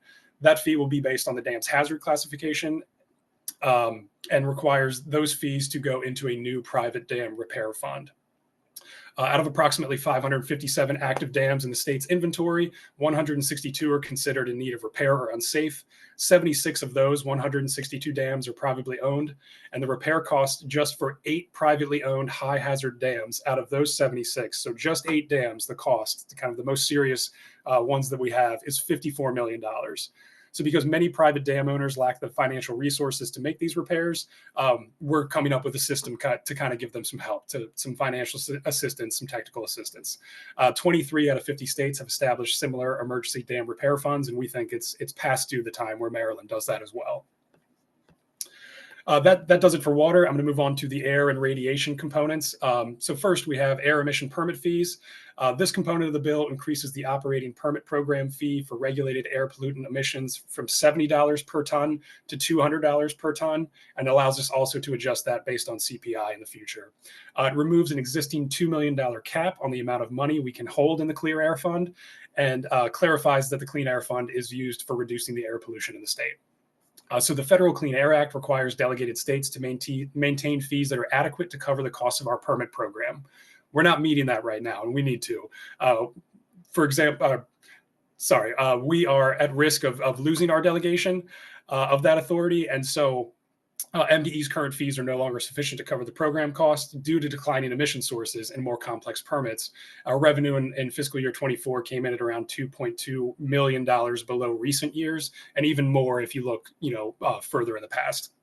So again, if MDE does not take this action, EPA might withdraw our delegation. It'll kind of be controlled by the feds, and with the administration change, I think that's something nobody here in the state wants. So moving on to the last of our policy administrations, there's a few more in here. The Land and Materials Administration, we need to adjust our oil transfer license fee. And so as many of you know, the 8-cent fee that existed before sunsetted and reverted back to 5 cents per barrel on July 1st of last year. And so this bill would increase the fee to 9 cents per barrel until a sunset in 2030. And that's just sort of a negotiation that we have with the regulated industry about kind of revisiting those fees. The fact that it sunsetted last year, we kind of missed the boat on that one. And so looking to reset that to 9 cents per barrel and then, reevaluate in 2030. This fee is paid into the Oil Disaster Containment, Cleanup, and Contingency Fund, which is used by the department to respond to oil and petroleum product spills and administer oil and pollution control, permitting, and oversight. Next, we have changes to the Voluntary Cleanup Program. So as many of you know, the Voluntary Cleanup Program is a very popular program for brownfield cleanup and redevelopment, given the property owner liability protection and local tax incentives that it offers. The bill will increase the VCP application fee from $6,000 to $10,000, and it removes the cost recovery cap for costs that exceed $10,000. So basically, these are very complex applications, hundreds of thousands of pages, very difficult to get through. And so this will allow us to recover the costs from, sorting through those. The fee has not been adjusted since it was established in 1997, and it no longer covers the cost of administering the program. With some of our other fees, the applications have increased significantly. We had an average of 44 from 2004 to 2020. In 2022, we saw 71. In 2023, we saw 62. And so as those numbers kind of go up, we need to bolster the ranks of our program so we can, do right by these sites and by the people who, want to take that responsibility on of remediating these sites and doing something positive with them. Next, we have the non-coal surface mining licenses and permits. The bill will increase the original license renewal and surface mine permit fees for non-coal surface mines. The original license increases from $300 to $500. The renewal increases from $150 to $300, and the surface mine permits increase from $12 per acre to $75 per acre. Additionally, the bill revises the existing permit cap of $1,000 by scaling it up to $10,000 in fiscal year 26, going all the way up to $12,000 in fiscal year 30 and thereafter. Fees for non-coal surface mine permits and licenses have not been increased since 1992. Since 2009, the Mineral Oil and Gas Division has been required to perform inspections and compliance for all media associated with these mines, and the current fee structure covers less than a quarter of our division's costs. There are no federal funds available for this program, and adjacent states, including West Virginia, charge higher fees for similar services. Next, a similar topic to what Delegate Lehman was discussing earlier, the Coal Combustion Byproducts Management Fund fee structure is going to alter how the CCB fee is collected. Rather than collecting the fee from current active generators, the fee would be collected. Additionally, we'll collect it from them as well, and then we'll collect it from generators whose operations or activities created CCBs after October 1st, 2009. It specifies an additional factor that we must consider when setting the CCB fee is the manpower and resources required to inspect, monitor, and evaluate the disposal, recycling, and reuse operations related to these CCBs and how they're being managed. So currently the fee is collected from these active generators. As coal-fired power plants continue to shut down, the costs are still remaining. The fee has gone up significantly, and it's sort of an undue burden on those who are still paying, and they're paying for not just themselves, but the legacy ones that we can't currently reach. Based on the way the fee is currently calculated, we are at risk of the program's funding going to zero. So shifting the fee to charge all former generators for their share in what the state is still managing to this day and will continue to have to manage is going to allow the program to continue and will also further incentivize the remediation of these coal ash deposits. The last one we have, this number 10 here, is the rental property lead registration fee. And we're going to increase the annual lead registration fee for rental properties from $30 per unit to $60 per unit to reduce the administrative burden of this. Rather than charge the fee every year, we're going to charge it every other year. So it'll be $120 every other year, which still comes back to $60 a year. We are effectively doubling it, but cutting the paperwork in half. The registration renewal fee is the primary funding mechanism for our lead poisoning prevention program. Again, this fee has not been adjusted in 10 years. During that same time, EPA significantly lowered the elevated blood level threshold, which was resulting in increased caseloads and investigations. The program had a $4 million shortfall in FY23, and caseloads at least doubled in 2020 and are set to increase again by 3 to 4 times by 2025. And so, that is just a quick recap of our departmental from last year that we'll be bringing back just so we can improve our customer service, bolster our inspections, our monitoring, our enforcement, and really just, give the citizenry of Maryland the environment that they deserve and kind of make sure that the department can run smoothly. Yeah, no, that's great, Jeremy. Thanks. Did you have more you wanted to cover?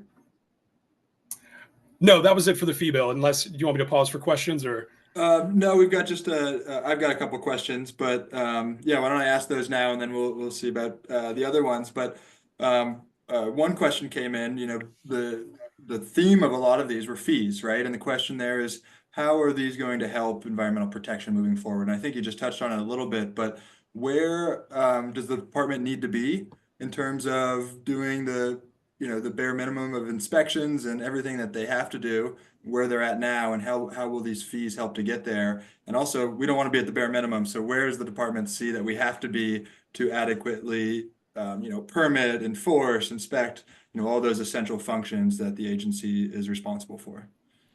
Absolutely. That's a great question. I'd say, we are at the bare minimum right now. We are reliant on general fund appropriations. We're reliant on deficiency requests. And so really, with the responsible party pays principle, we're looking to just get back to an appropriate level of the department having the resources that it needs, again, for more inspectors, for more permit writers, to turn things around more quickly, to have, more community engagement, more public meetings, things like that. All of those things, all of these programs rely on fees, right? And if they don't, then they come at the cost of all taxpayers. And so the idea is that the program should sort of be self-sustaining, and that's where this is going to get us toward. Now, there's probably some additional fees that we didn't include this year, but this is where we need to start to get to that next level that you just referenced from the baseline where we are now. Yeah, that's a good point. I've seen the strategy used before where, the fees associated with a permit should be adequate enough to fund that permit program, right? And in a situation where we're at with the budget this year, I think it's going to be even more important that we're very mindful about whose money we're using for what, where it's coming from, where it's going to. And so I appreciate that. I did get one more question come in about the clean air funds that you mentioned. Why was there a cap on clean air funds set up years ago? I don't know if you know that history there, but is this where the building energy performance standard fees will go? So, I am not sure. I think the cap predates me. And so I'm not sure exactly where it came from. I think it was just the $2 million was probably sufficient back when they set it for the work that we needed to do. Obviously, as the number of permanent entities continues to increase, that $2 million cap, we bump up against it pretty quickly. And so I don't have the figures in front of me. But without the cap, we could put a lot more money in that fund and do a lot more good with it. Yeah, no, that's great. Well, that is a lot that the department is bringing forward, and like as I said earlier, we're really grateful to have an MDE and other agencies that are working proactively within the legislature to try and move some of these efforts, raise some funds to carry out your programs as you guys need to. And so I want to thank you for jumping into this, sort of a week or two on the job, and really taking leadership on this. And I want to just leave it for you to share with the audience. If anybody is affected by these or wants to support these, can they reach out to you directly? And did I misspell your email? Because I was confused with the two Jeremy Bakers too. I just want to make sure there's not supposed to be a D in there. No, there's not. It's just jeremy.baker@maryland.gov. Okay, we've got your right email address there. So yeah, I'll encourage anybody in the audience, if you want to get in touch with Jeremy to talk more about this, go ahead and take his email down and get involved, because we're just 3 days away from session starting and it's going to get busy. So I want to thank you for being here, Jeremy. Thanks for all your effort, and look forward to working with you this coming session. Thank you very much, everyone. You all as well. Awesome. Well, folks, that brings us to the end of today's summit, and we wouldn't be doing our job if we didn't follow up one more time and encourage you all to get involved in any way that you can, or any way that you feel is worthwhile. But as spoken about earlier, the legislators, the agencies, they need you to step up and share your concerns, share your stories on these issues, so that they can get those bills passed with real and meaningful stories backing them up. And so a couple steps here that we have for all of you to participate in the legislative session coming up. First and foremost, one of the easiest things you can do is contact your legislator.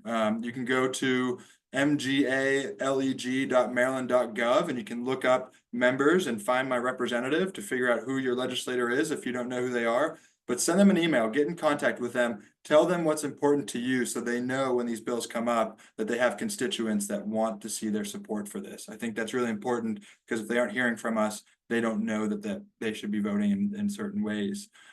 Also, if you like to track legislation, or if you want to follow anything that was brought up today, you can go to that same website, mgaleg.maryland.gov, and look up legislation. This list will be refreshed and populated daily with more bills as they're introduced and given bill numbers. And you could also register through this website. And once you do that, you then have the ability to track certain bills of interest. And so that's a great way to stay up to speed on what's being brought forward and how the bills are progressing through the public participation process and the legislative process there.